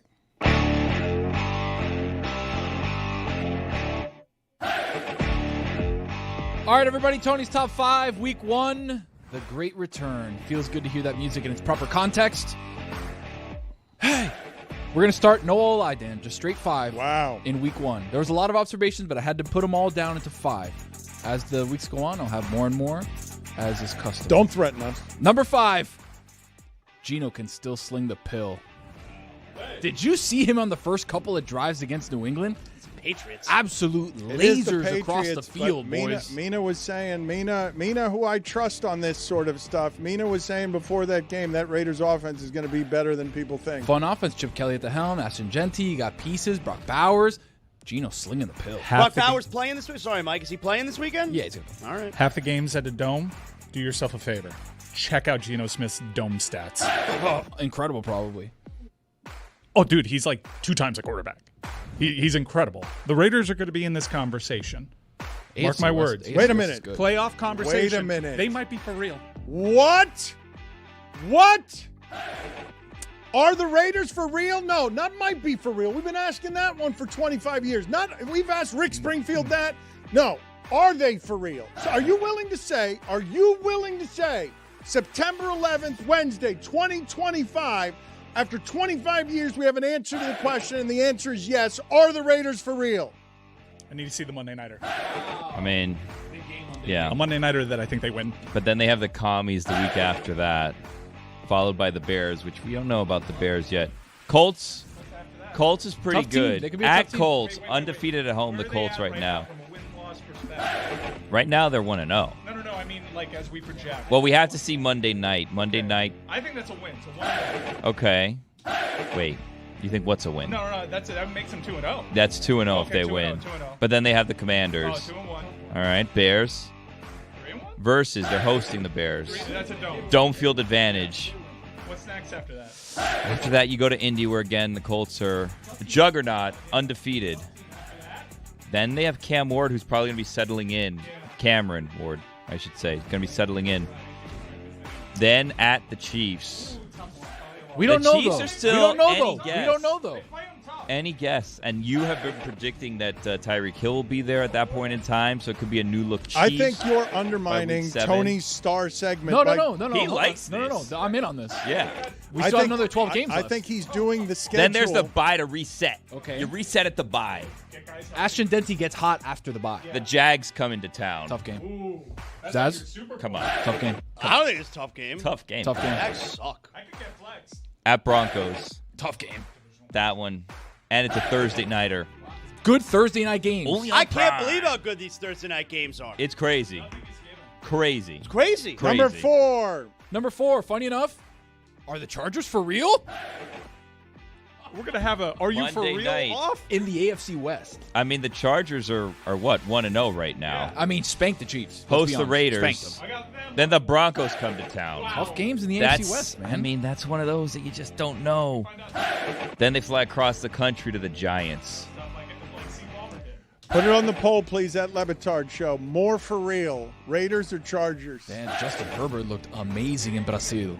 I believe the Chargers are for real, but I think everyone thinks that, right? Well, week 5, they host the Commanders. Wow. That's a test. And then the Dolphins, who at that point in the season. Most people listening to this think the Chargers are good, yes? What if I told you, according to DraftKings, Chargers, even with the Chiefs, to win the AFC West? I'm telling you. What can I get the Raiders at? Plus 190 for the Chargers. Raiders, they're fourth, plus 1,000. That's a good I'll take a flyer. That's a good bet. Take a flyer. Throw a little something on that. You're saying they're for real if you're taking a flyer. You're I saying think they win on Monday night. Well, then they're for real. Then they are. Then wait a minute. You said Monday night would Yeah, be but a we test. got to wait until they do it. No, but you said they think they win. That means I think right now that just means one man's right opinion. Now. Right, but they're Chargers for real. can prove to me that they're more I for have real. not heard that they're for real for 25 years around here. Nobody knows. It's a mystery. I like the quarterback. You're saying they're for real. He's good in a dome. You're Sling saying the they're pill. for real. They have weapons. Do you know about the weapons? I found out why they left at 2:17 a.m. Why was it? Dude, okay, so witchcraft. Number 3. There's a witch.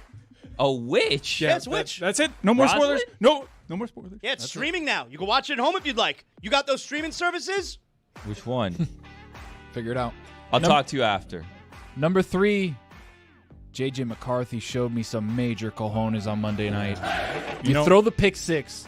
You come back. You do what he did on the road as a rookie. Because he didn't play last year. He's a rookie to me. He should win Rookie of the Year if he plays well, by the way. He's not a rookie. He's a rookie. Didn't take a snap. He's a rookie to me. Got paid. He goes in and does what he did in the fourth quarter. Major cojones, Dan. Put it on the poll, please, Juju. Did the senator know J.J. McCarthy's name? He didn't. And that's why I can't take his Kyler Murray take seriously. Whoa. That was so weird. And you reminded me of that, and my armpits got hot again. Are you married? Falcons tonight. Have we learned from the Josh Allen thing, Dan? I feel like you were trying this Tuesday morning. You were like, well, let me just stop short of actually heaping praise on the young man. He showed us something. I'm willing to admit that I was wrong about J.J. McCarthy because I'm brave and I like admitting I'm wrong. You need to be prepared to do the same. I just am hesitant to think that J.J. McCarthy will be able to put up better stats this year than Sam Darnold did with that team next year. I don't ever expect that from a quarterback who's just starting his career, and I didn't expect it from J.J. McCarthy through the first 3 quarters of that game when it didn't look like he was going to do anything. But then he showed you what he had. And you expected it from Sam Darnold? No, I did not expect it from Sam Darnold. All I'm saying is that it's not reasonable to assume that a quarterback this early in his career will put up better numbers than Sam Darnold did. You guys are getting tricked by the fact that it's Sam Darnold. You're like, why can't he be better than Sam Darnold? I'm saying the numbers put up by Sam Darnold last year were numbers that made me feel like that wasn't Sam Darnold. How many times? Which is why they could be J.J. put up McCarthy Geno Smith doing numbers. Does Kevin O'Connell have to show you who he is? More. So I'll the tell you answer what. is yes, you're going to be indignant and stubborn the rest of your life. Sunday night, he's got a shot against the Falcons. And then a big one against the Bengals. Wow. Is this a road game? No, it's a home game. Oh, for wow. the That's a Vikings. good sweet spot. Who do they have after that? Then the Steelers come to town. Ooh, and then the Browns. game Wow, now. they have a nice little game stretch now, here. yeah. They have Falcons, Bengals, Steelers, Browns, Eagles, all at home before they hit the road, and a bye in the middle of that, before they hit the road October 23rd against 23rd. the Chargers. Wow. J.J. McCarthy, Herbert. Full circle. Tell you what, if we're going to keep track of Sam Darnold, J.J. McCarthy, last year after 1 week, Sam Darnold, 18 for – nope, excuse me, I was looking at January. I did that backwards. That's fine. Just give us that one. 19 for 24, 208 yards, 2 touchdowns, interception. But what happened? What do you mean What happened in that game? They won the game. Against who? Giants.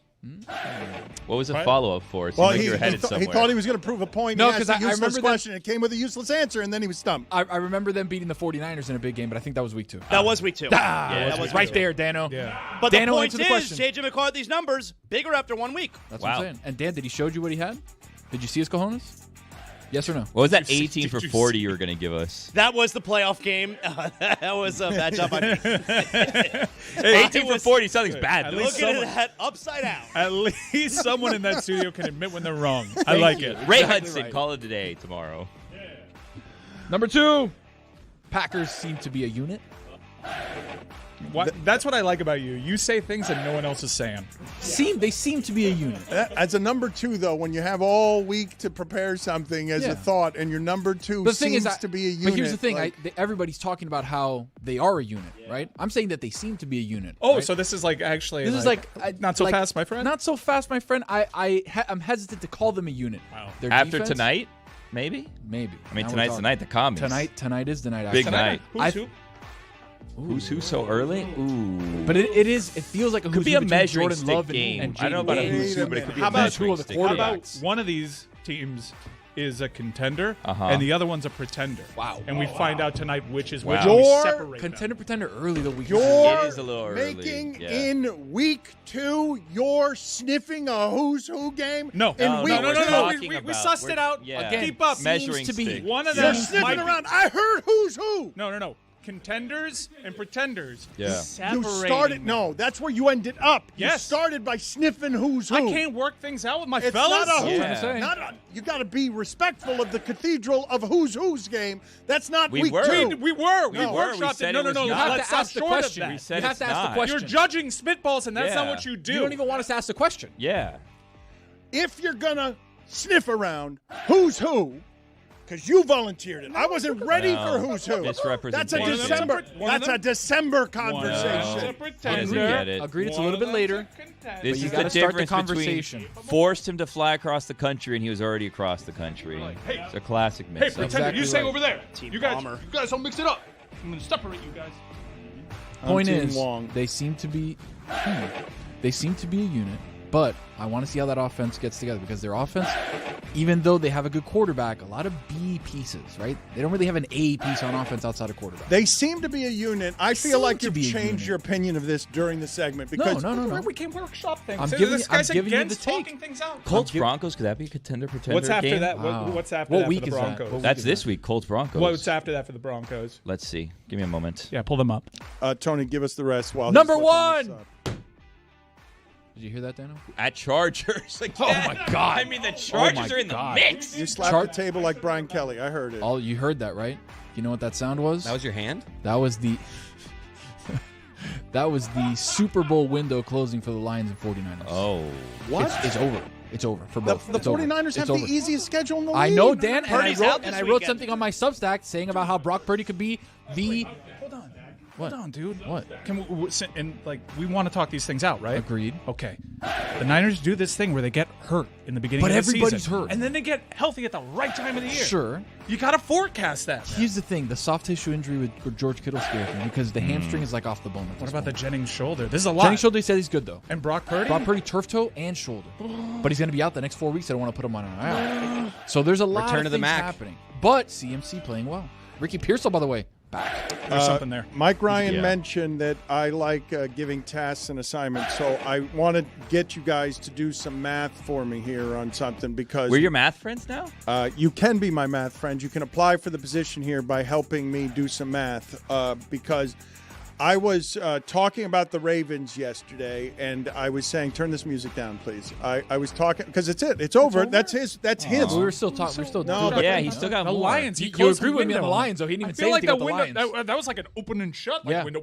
He didn't even say anything about the Lions. He knows it. I have the Lions schedule here if you want it. I don't. need to see Lord, this. here we go. There's I a don't big want issue. it. I don't Yeah, want it. tough row to hoe for the Lions You can this season. let's save that for later when we're off air and No no Ben longer Johnson, yeah. doing a show, and you can say everything you want about the schedule of the Bears, Lions. Ravens, then. Browns, Bengals, Chiefs. I mean, they got the Bears Bucks. this week, and you got to a lot. anticipate. They know how to stop Ben Johnson. They saw it every day in practice. According to DraftKings, the Lions now are third shortest odds in the division to win. Behind the Third, Vikings? plus Yeah. 450. Their schedule's Behind the Vikings. brutal this Yep. season.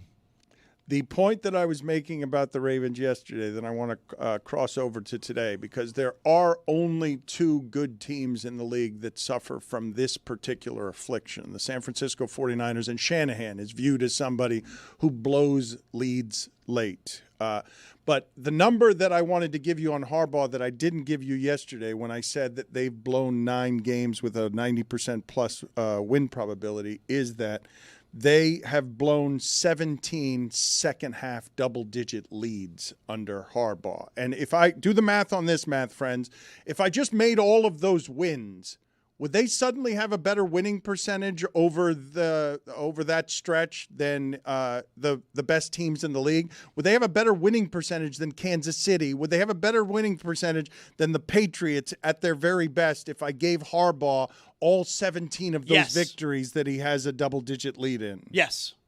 You think they'd be the best team in the sport? Very obviously. If I just made all of their double-digit leads wins, none of the collapses losses. Yeah, I feel like we could do that because, are we giving the other good teams that blew games? Are we going to give them their games too? We could do that, but they like the Chiefs certainly haven't blown the amount of games that you're describing to me right now that the Ravens have. So the answer, yes. Carried a 4. It was like 8.75 We were looking at the Lions schedule. Wow, what a hard. 14 straight tough games. I don't think Tony was tough enough on them. They may miss the playoffs this year, the Lions. Windows closed. I Do told you you. tear it down, or do you say, like, we went through a lot of transition? $260 million. Better question.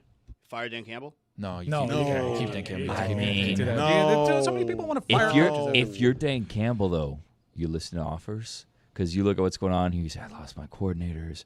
I don't know about this situation. Maybe I leave before they figure out I'm the problem. Get out while you can. Uh-huh.